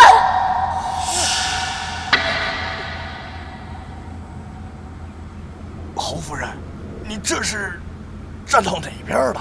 你说呢？来人，让文房写断亲书给2少夫人送来。是夫人。哎，母亲，您掺和个什么劲儿啊？这是人宋家的事。这宋家人不是你请来的吗？这难道不是你想看到的？哦，不对，就你那蠢笨的脑子，可能想不出这种阴招。是季小将军替你出的主意吧？可真够馊的。师兄，我只是想让嫂子给你认个错，我没想到她竟如此强硬，宁愿与宋家一刀两断，也不肯服软半分。夫人，断亲书写好了。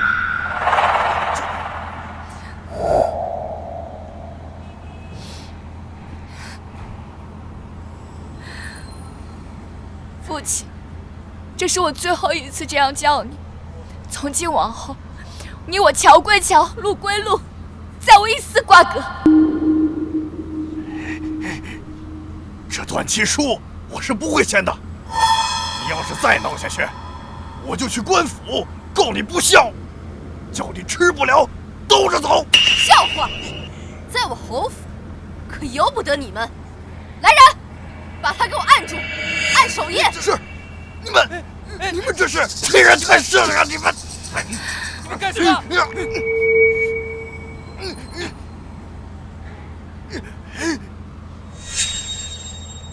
你这个恶妇，欺人太甚！我是被逼的，我要报官。就算你是侯夫人，到时候也得给我上公堂。何人要报官？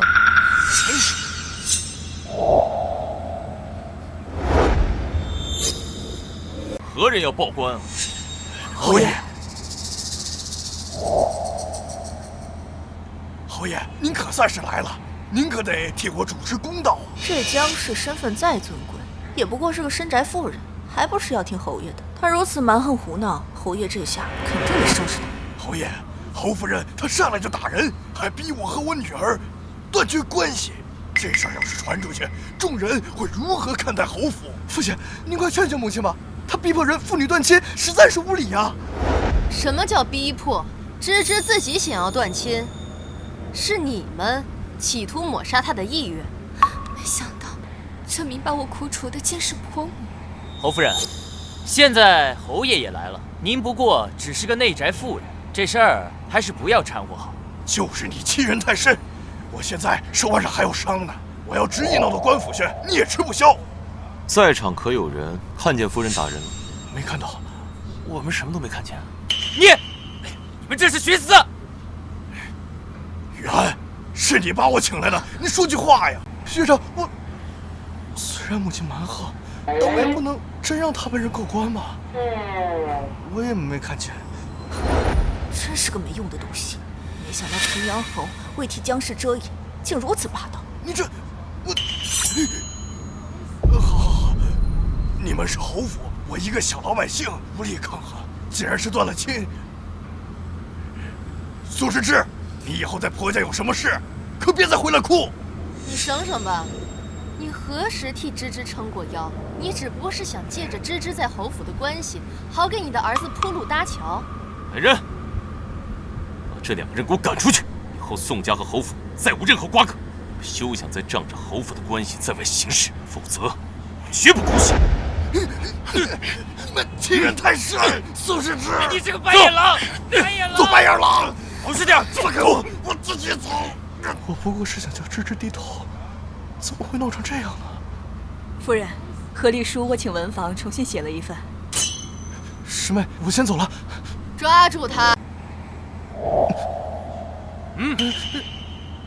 干什么？我好歹是二少爷，你们反了天啊！老规矩，抓到的200两银子。父亲，你快救救我！母亲她实在太欺负人了。哎呀，她怎么能这样？夫人，为夫抓到他了。不是，父亲你离不离？不离，离不离？不离，离不离？不离，离不离？不离！你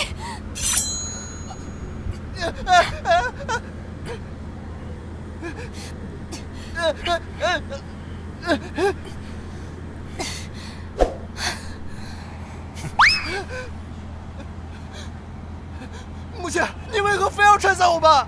谁拆散你们？是谁之前扬言离就离，要芝芝别后悔的？全身上下就嘴最硬，怎么，自己说过的话现在不认了？侯夫人，话可不能这么说。常言道，宁拆10座庙，不毁1桩婚。你怎么能？别说了，别再惹他了，一会儿咱俩又得挨打。侯爷，你看你生的好儿子，胳膊肘往外拐，我好伤心啊！还不快滚！不行，母亲现在还在气头上，我们不能跟她一模一样，得从长计议。从长计议？我家哪有那么多钱供你从长计议？真是想不通了，芝芝到底给母亲灌了什么迷魂汤，哄得母亲事事替她出头？还不是怪你没用，区一个商户女都能拿捏你，还落得被赶出侯府。不行，我不能竹篮打水一场空啊！哎，师兄，要不你去和嫂子认个错，把何丽树要回来了。男子汉大丈夫，能屈能伸。嫂子现在连娘家都没了，往后的日子还不是得靠着夫家？到时候还是你说了算。就算你们是侯府的，也不能明抢啊！什么叫抢？我们二少奶奶说了，宋家从前都是二少奶奶在拿的，理应有她的一份。二少奶奶与你们宋家一无瓜葛，我们只是把二少奶奶应得的份额取走，天经地义。可这些货物你们拿走又有什么用？咱没有啊！我们二少奶奶要自立门户经商，以后你们宋家可别再借着侯府的人情经商了，怪不要脸的。你，这宋敬德一天到晚自诩侯门亲家，这下让人折吧？活该，他花着芝芝王母的钱，还对芝芝呼来喝去，欺负人家母亲死得早，都是报应。宋芝芝要自己做生意，我们好歹是侯门，怎么能让媳妇儿出去到处抛头露面？师兄，你说是不是侯夫人见嫂子经商赚得多，才有意促成这一切，好让自己也分一杯羹啊？的确，很有可能。若非母亲贪财，当初也不会让我和芝芝成亲。若是今后芝芝经商收益颇丰，母亲岂不是更护着她了？哦，不行，不能让她把这生意做成。师兄，怎么样？打听得如何？我跟着侯府下人到了商行，听他们说嫂子她想囤粮，而且不是小生意，是笔大买卖。囤粮？上个月我听父亲说过，南方久旱未雨，他一定是想趁此时囤粮，等到秋天欠收时，再高价卖出。师兄，既然囤粮可以赚钱，那我们何不抢占先机？既可以得到一笔钱财，又可以让嫂子歇了这份心，好好跟你过日子。咱俩哪有那么多钱？收粮食需要一大笔钱财。我去借，到时候赚了钱再还。嫂子只有妇人见识，只要这笔买卖做不成，迟早还是要向你低头的。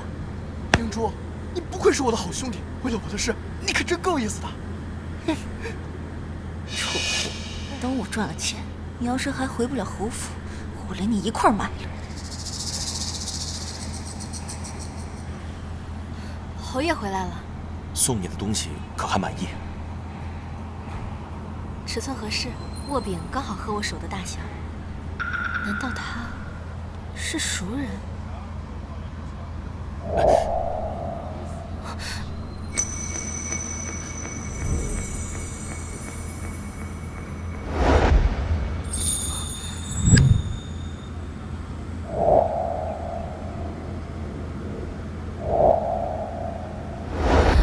难道是他？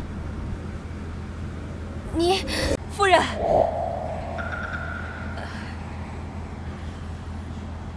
我出去办点事啊，下次再说。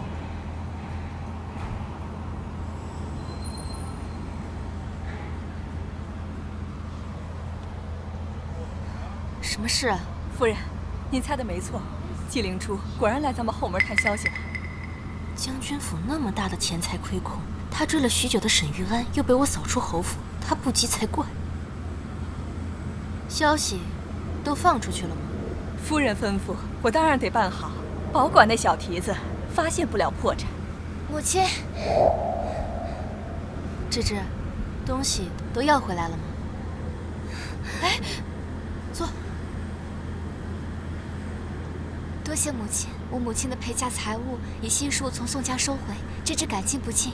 嗨，没事儿。哎，对了，你的店铺也快筹备好了，你打算卖些什么？我听闻今年南方久不下雨，收成不好，打算收一批粮食。若是秋季欠收，这笔粮食我可以高价卖给贵人们，再分出一部分救济灾民。按照原书剧情，并未出现过旱灾和饥荒，说明没多久就会下雨的。囤粮这笔赔钱生意，就让纪灵珠去做吧。芝芝啊，我觉得我们还是不要囤粮了。婆母有何想法？芝芝洗耳恭听。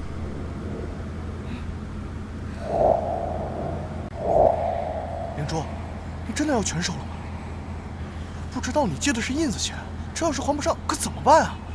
师兄，你还想不想和嫂子和好了？我们要是不把这批货买断，嫂子要是生意做起来了，就更不想回头了。我明白你是替我出头，正是因为咱俩的交情，我才不想你为了我扛下这么多。为了你还真以为你是什么在世潘安呢？两位客人想买些什么？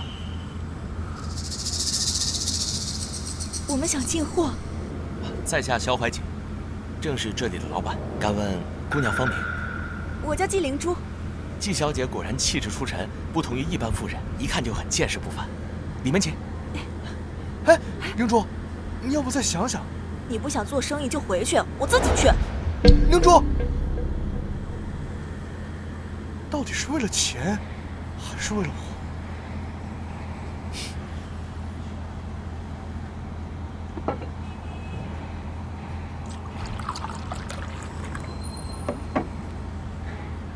不知纪小姐想进什么货？我这儿可是京城最大的商行，要什么有什么。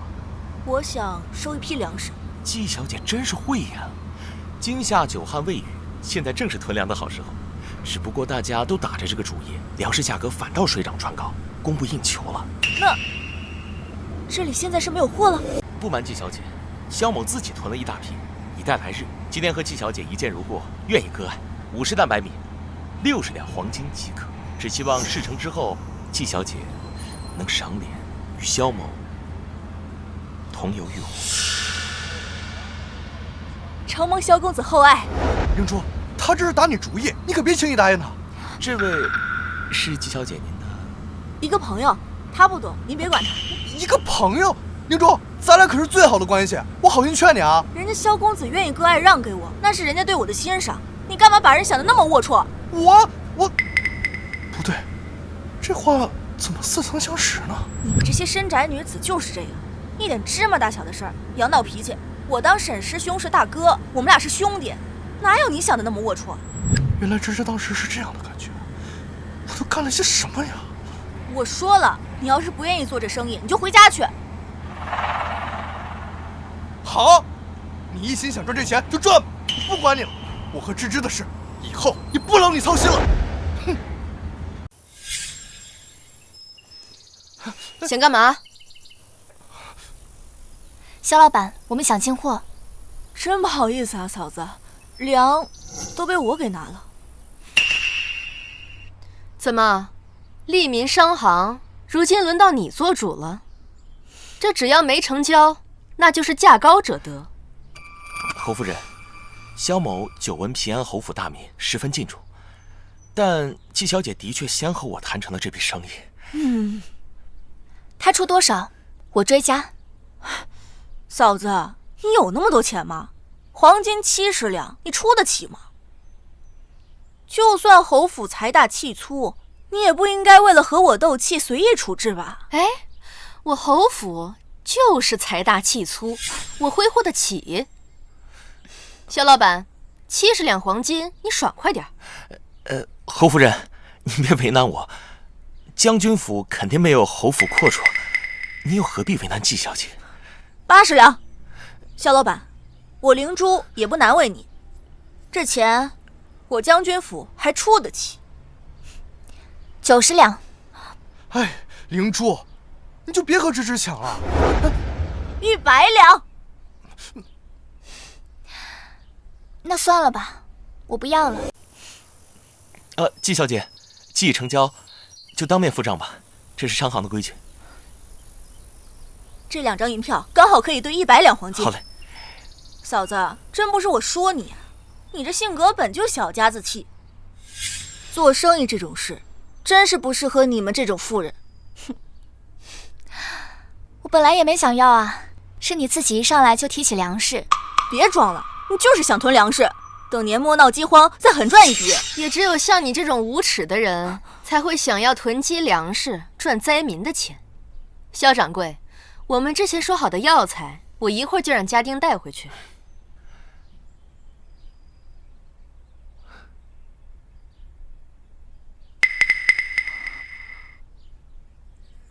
药材？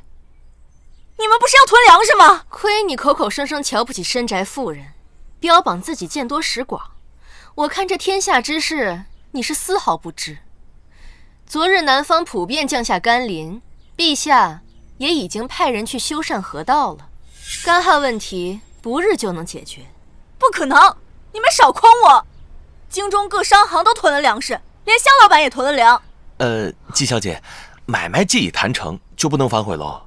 至于游船之事，再说吧。你们什么意思啊？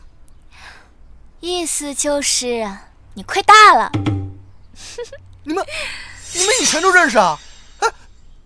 我与宋小姐是经商时就相识，只可惜她心里当初只有你。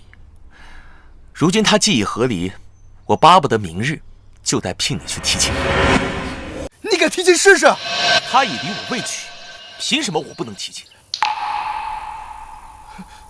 芝芝，你难道真的这么快就要再嫁吗？我嫁与不嫁，与你何干？哎，你不是认为芝芝不如你的好兄弟吗？现在着急了？我看你这个好兄弟啊，脸色不太好，还是趁早带人家回去吧。完了，全完了！师兄，我都是因为你才亏了这么多钱啊！师兄，你刚刚可不是这样说的。芝芝，我们走。你放开我！师兄，放开我！芝芝，肖老板，感谢你今日陪我做这出戏。芝芝，我刚才对沈渊说的话，并非做戏，全都是我的真心话。能得到肖老板的青睐和欣赏，是芝芝的福气。只是我如今并无再嫁之意，感谢肖老板的厚爱。我明白的。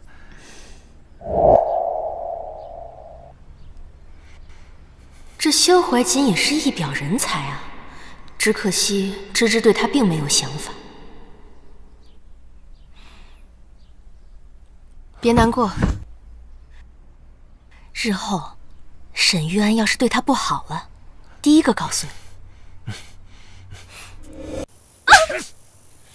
什么？没钱还？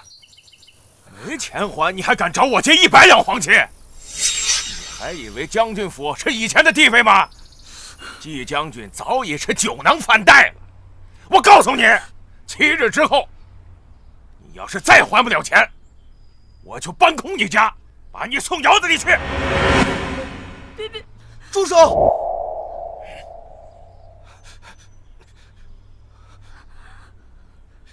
印子钱本来就是违法的，你们还敢找上门来啊？哪儿来的小白脸？你也不打听打听，老子什么来头？太有分界！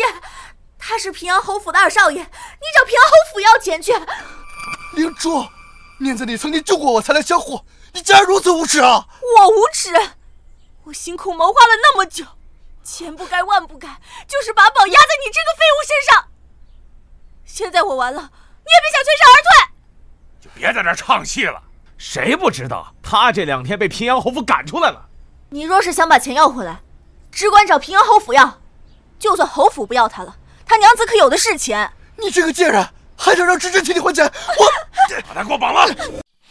哎，真是畅快。母亲，哎，芝芝，来坐。再拿一个杯子过来，刚好陪母亲喝一杯，庆祝你的店铺马上就开张了。母亲，我就不喝了，我一会儿还得去清点药材呢。这样啊，那好吧。那你找母亲有什么事吗？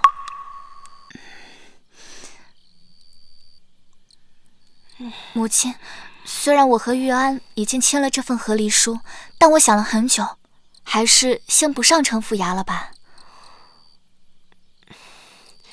芝芝，他那样对你，你还打算原谅他？其实细想想，玉安他虽然执拗愚钝，但心并不坏的。我们不吵架时，他对我还是很好的。毕竟年少夫妻呀，舍不得也是正常的。若你这次原谅他，他日后再辜负你呢？我绝不姑息，我就只给他一次改过自新的机会。母亲，你放心，我心里有数的。那这份和离书就放母亲这儿。若那小崽子下次再犯病，我就把这个拿出来给他好看。多谢母亲。夫人不好了，安少爷被人打得满脸是血，丢在门口。什么？李嬷嬷，你快带我去找他。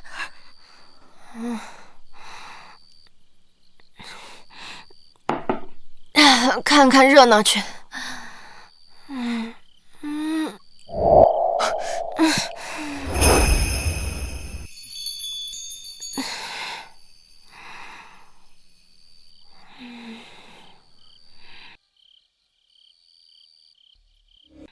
喝醉了就别去看热闹了。醉什么醉啊！我来这之前刚喝倒了几个客户，你小瞧我。这酿酒的方式不一样，这儿的酒疯容易醉。依我看，咱们就别去了。解铃还须系铃人。有道理，你还挺聪明啊。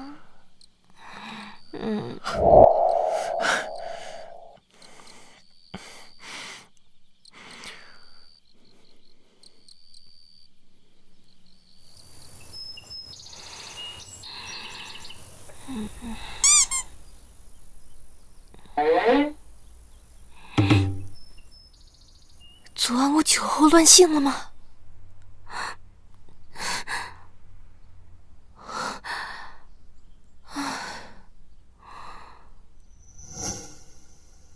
他昨晚就这样抱着我睡了一整晚。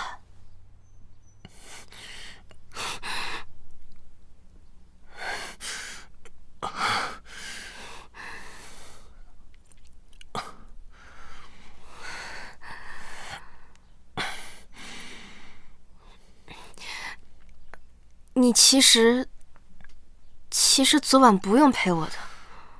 夫人喝醉了，照顾你是应该的。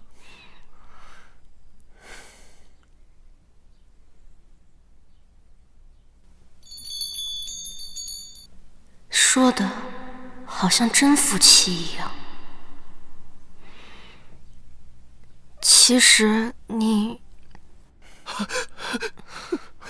母亲，我知道错了，求求让我回家吧。滚出去！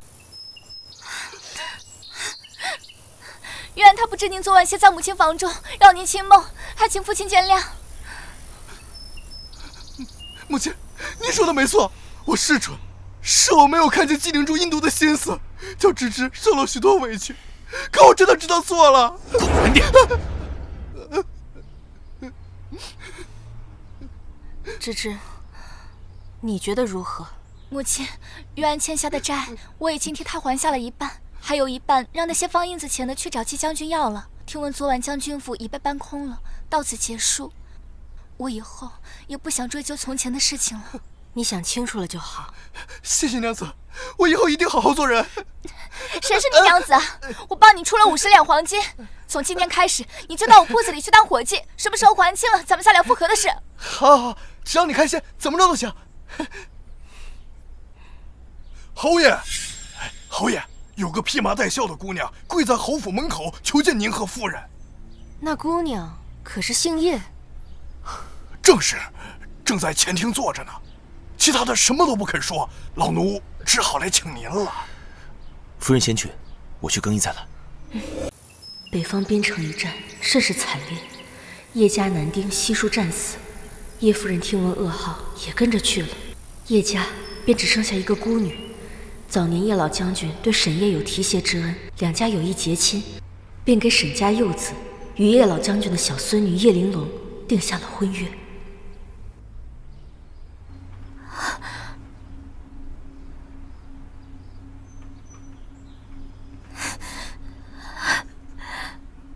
侯夫人，我知道我此番上门拜访多有唐突，可如今父兄皆已战死，我一介孤女想要保全叶家眷，便只能与侯府结为姻亲，与沈玉玲尽早完婚，以求侯爷庇佑，稳定军心，万望夫人成全。哎，不行！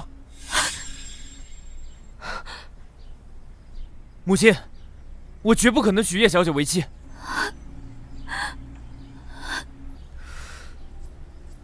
你这个混账东西！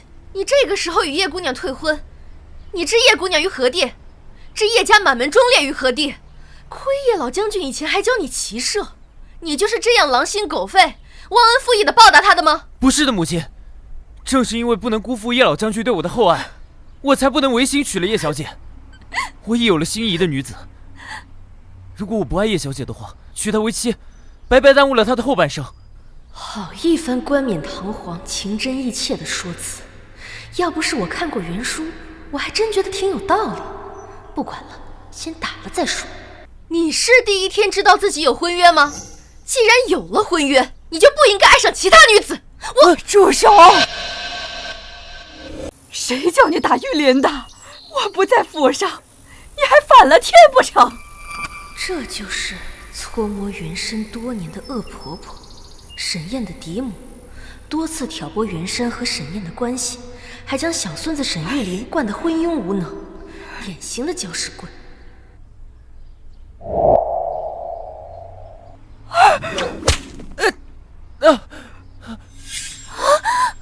我就打了，怎样？我去参军才不到1年，母亲怎么性情大变？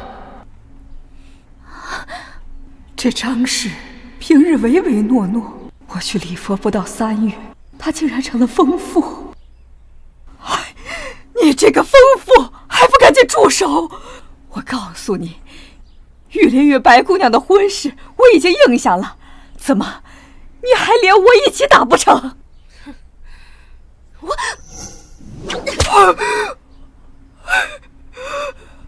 你连我也敢打！孙管家，将这恶妇拖去祠堂，家法处置。长则30，不，长则50大板，拉出去。孙管家，我的话你没听见吗？老太君，我不敢。母亲，你怎么能打祖母呢？放屁！我是要打你，你自己拿祖母当挡箭牌，你个不孝子孙！我岂有此理！启上老神爷！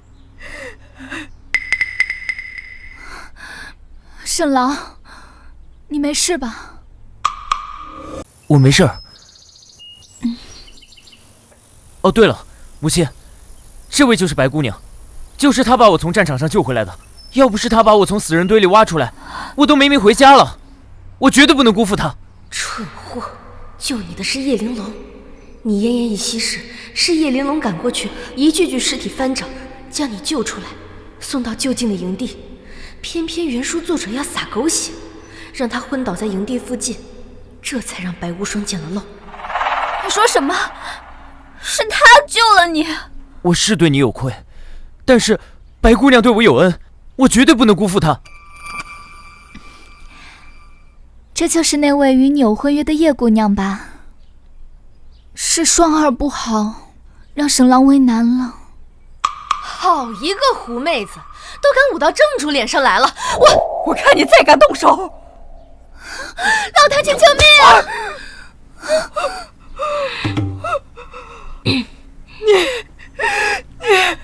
我要叫沈燕休了你！燕儿，你来得正好。这个江氏忤逆不孝，不敬婆母，可把我打成这样，你须得加法伺候，将他狠狠地训诫一顿。他要是不低头认错，就将他休了，以不孝之名扭送到官府。侯爷，沈玉林这个孽畜，欺负叶姑娘一个孤女，叶家满门忠烈，现在就剩叶姑娘一根独苗了。这事要是传出去，人家岂不是要说我们侯府丧尽天良？我只不过是想教训一下这个不孝子，他居然拿婆母当挡箭牌，谁知老太君也昏了头，非说是我打他。你胡说！你打得那么准，还说不是打我，岂有此理！母亲本就因为身体不好，常年住寺吃斋，没想到病情愈加严重。没有，白姑娘精通医术，给我吃了人参大补丸，我如今已经大好了。老太婆就是上了保健品的当，所以才这么护着她。实际上那药丸里掺的全是猛药，长期吃下去，身体只会越来越虚。是吗？我看未必。母亲不分是非，不辨忠奸，反而是愈加糊涂。孙管家，送老夫人进内院，好生伺候。是。沈燕，我是你的嫡母，你竟敢不听我的话！母亲。燕儿。这边。父亲，这有违孝道吧？你还有脸跟我提孝道？来人！给叶姑娘准备上一间上好的厢房，其余钱大人，一个送进柴房，一个送进祠堂，分开管押，等候发报。贤杂人，我谁敢碰他，就从我身体上跨过去！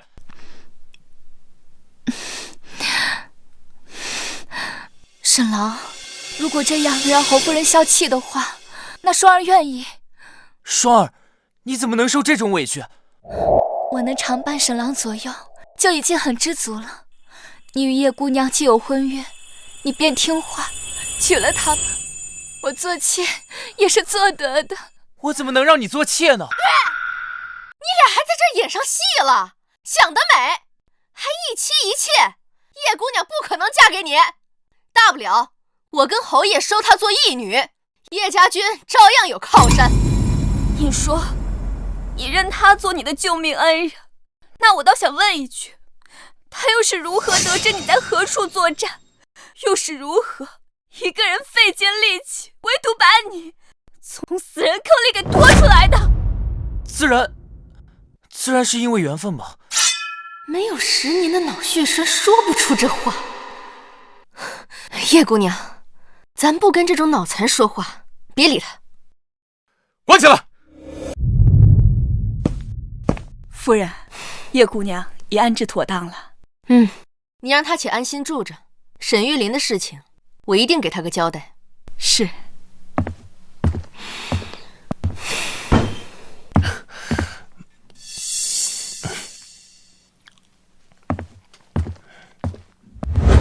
陆夜里，你为什么要把那2个脏东西弄回来？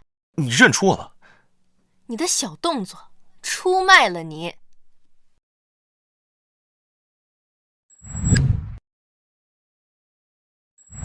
没想到我的老板，那个万恶的资本家陆燕里，竟然也跟我一样穿到了这本书里，成了沈燕。真聪明，没想到这么快就发现了。那你为什么不直接说出身份？我要是一开始就告诉你我是陆燕里，我估计啊，赶出府的第一个人就是我。原来你早就知道我不待见你，谁让你让我整天加班，加完班还要跟着你出差。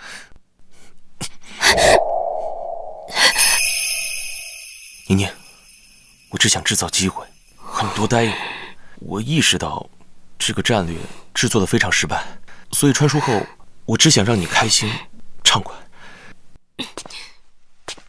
你怎么也穿过来了？难道你也出车祸了？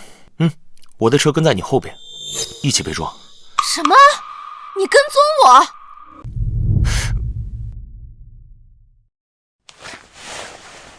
那天我是想向你去表白，可是眼看你在我前面出了事儿，时间上我比你早穿来1个月，每个人我都观察了一遍，一直没找到，所以我就祈求上天再给我一次机会找到你。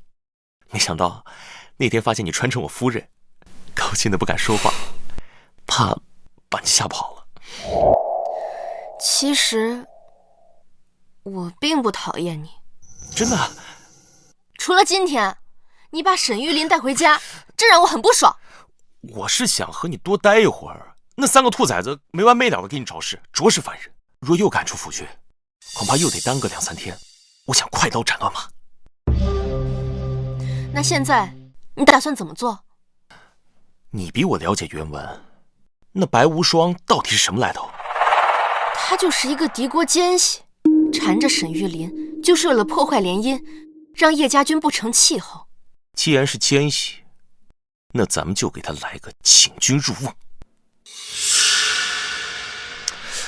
如果你是奸细，既然已经进了平阳侯府，你难道不想多弄点情报出去？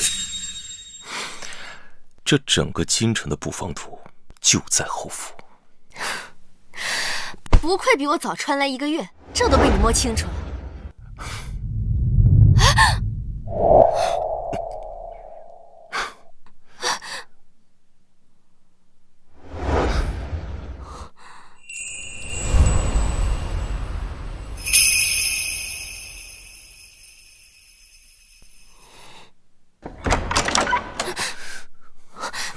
侯爷，三少爷偷跑了，跑去哪了？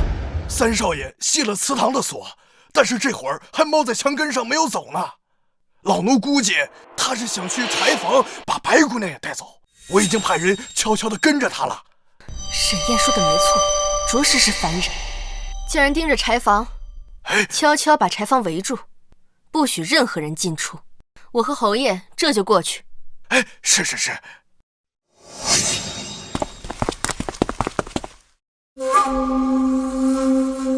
少爷，哎呀，痛啊！孙管家，你别声张，我不想为难你。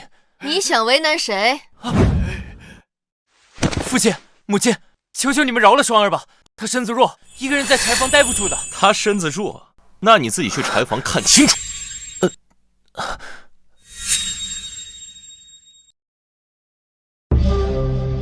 没想到这平阳侯还真不好骗，不过好在那个沈玉琳是个蠢货，我得想办法从他嘴里套出布防图的所在位置。双儿，你究竟是什么人？沈郎，你怎么在这里？你怎么会功夫？你平日里一副柔弱不能自理的样子，难道在骗我？沈郎，我不是有意骗你的，我只是怕你将我撇下。即便如此，你也不该骗我，更不能伤及他人性命。我只是将他们打晕了，并没有伤害他们性命。沈郎，我只是想救你出去。他哪里是需要找你，他只是想要去窃取机要。母亲，这是什么意思啊？我就知道你这个傻儿子还要相信他。我让人去问你祖母，要了白无双给他的大补丸。林嬷嬷，是。三少爷，我请大夫检查过，这药丸里面有一味药只生长在敌国腹地，足以说明这位白姑娘就是个奸细呀。难道说你在战场上救我，是在打探情报，碰巧救了我？沈郎，我不知道哪里得罪了您的母亲，她居然这般弃词污蔑我。我久居边境，药材只是长在敌国腹地，又不是不流通。沈郎，他说他从死人堆里把你救出来，尸体那么多，一具具翻过去还要刨坑挖土，手指早已经皲裂，可他却十指白净，毫无痕迹，你还不明白吗？你们要是不放我走，我就杀了他。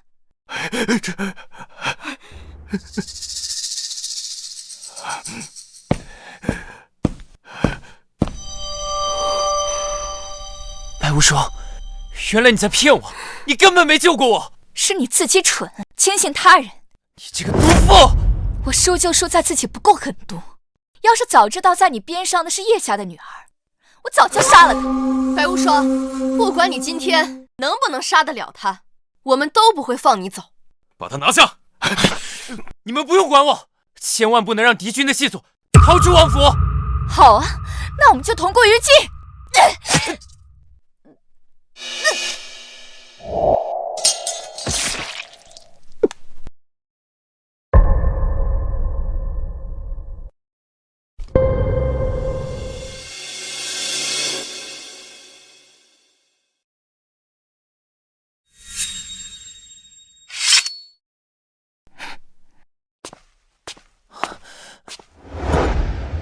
是你，原来是你。侯夫人说的对，我不找傻子做辅佐。是我眼瞎，叶姑娘，你又救了我一次。举手之劳罢了，上阵杀敌本就是我们叶家人该做的。青儿，慢点，别急。婆母，慢点，别摔着了，慢点。婆母，你没事吧？听闻府上来了刺客。我没事，一个敌国奸细，这不已经被叶姑娘给拿下了。叶姑娘好厉害呀！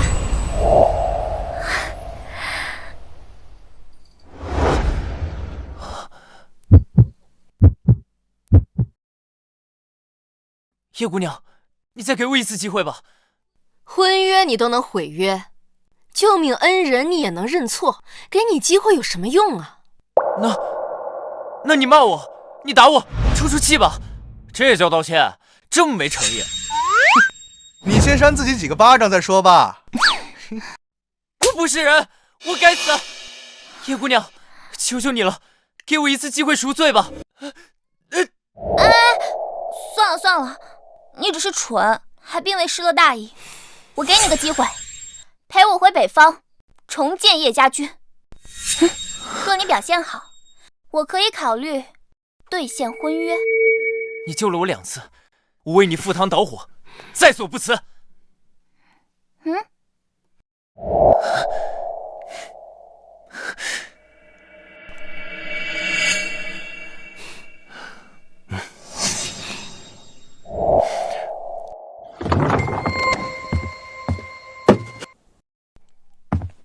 年年，我想扳回来住。我是心动了，没错，但难道我要在这本男尊女卑的小说里和他做真夫妻吗？那不是挖了个坑自己跳吗？夫人放心，以后的一切事情都由你决定。口说无凭，平安侯福在人在。我把我的身家性命都交到你手里。你其实不必。本侯就是喜欢宠着夫人，惯着夫人，无论他人如何，环境如何，我有我自己的坚守。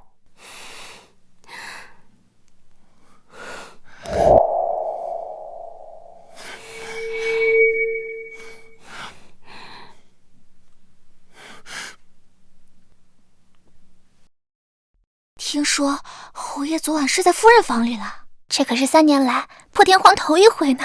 太好了，侯爷和夫人终于和好了。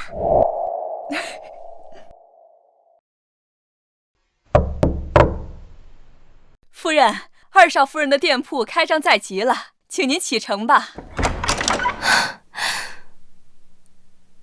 唉，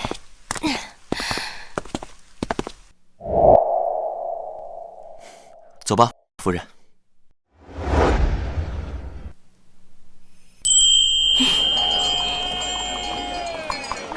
里面请吧。里面请。真好，这一转眼，弟妹的第2间商铺都已经开业了。嫂子来了。时间过得可真快呀，我的小侄子都满100日了呢。你什么时候也要一个？3日前，已经让玉安救回来了。夫人和侯爷来了。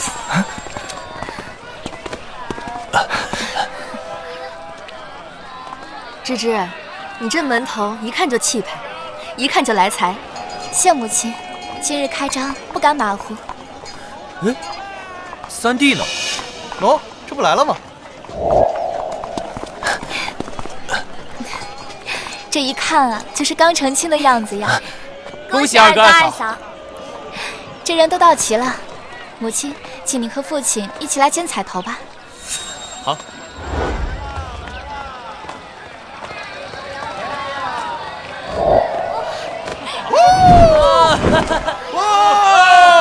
好，那就祝大家和和美美，恭喜发财！恭喜发财！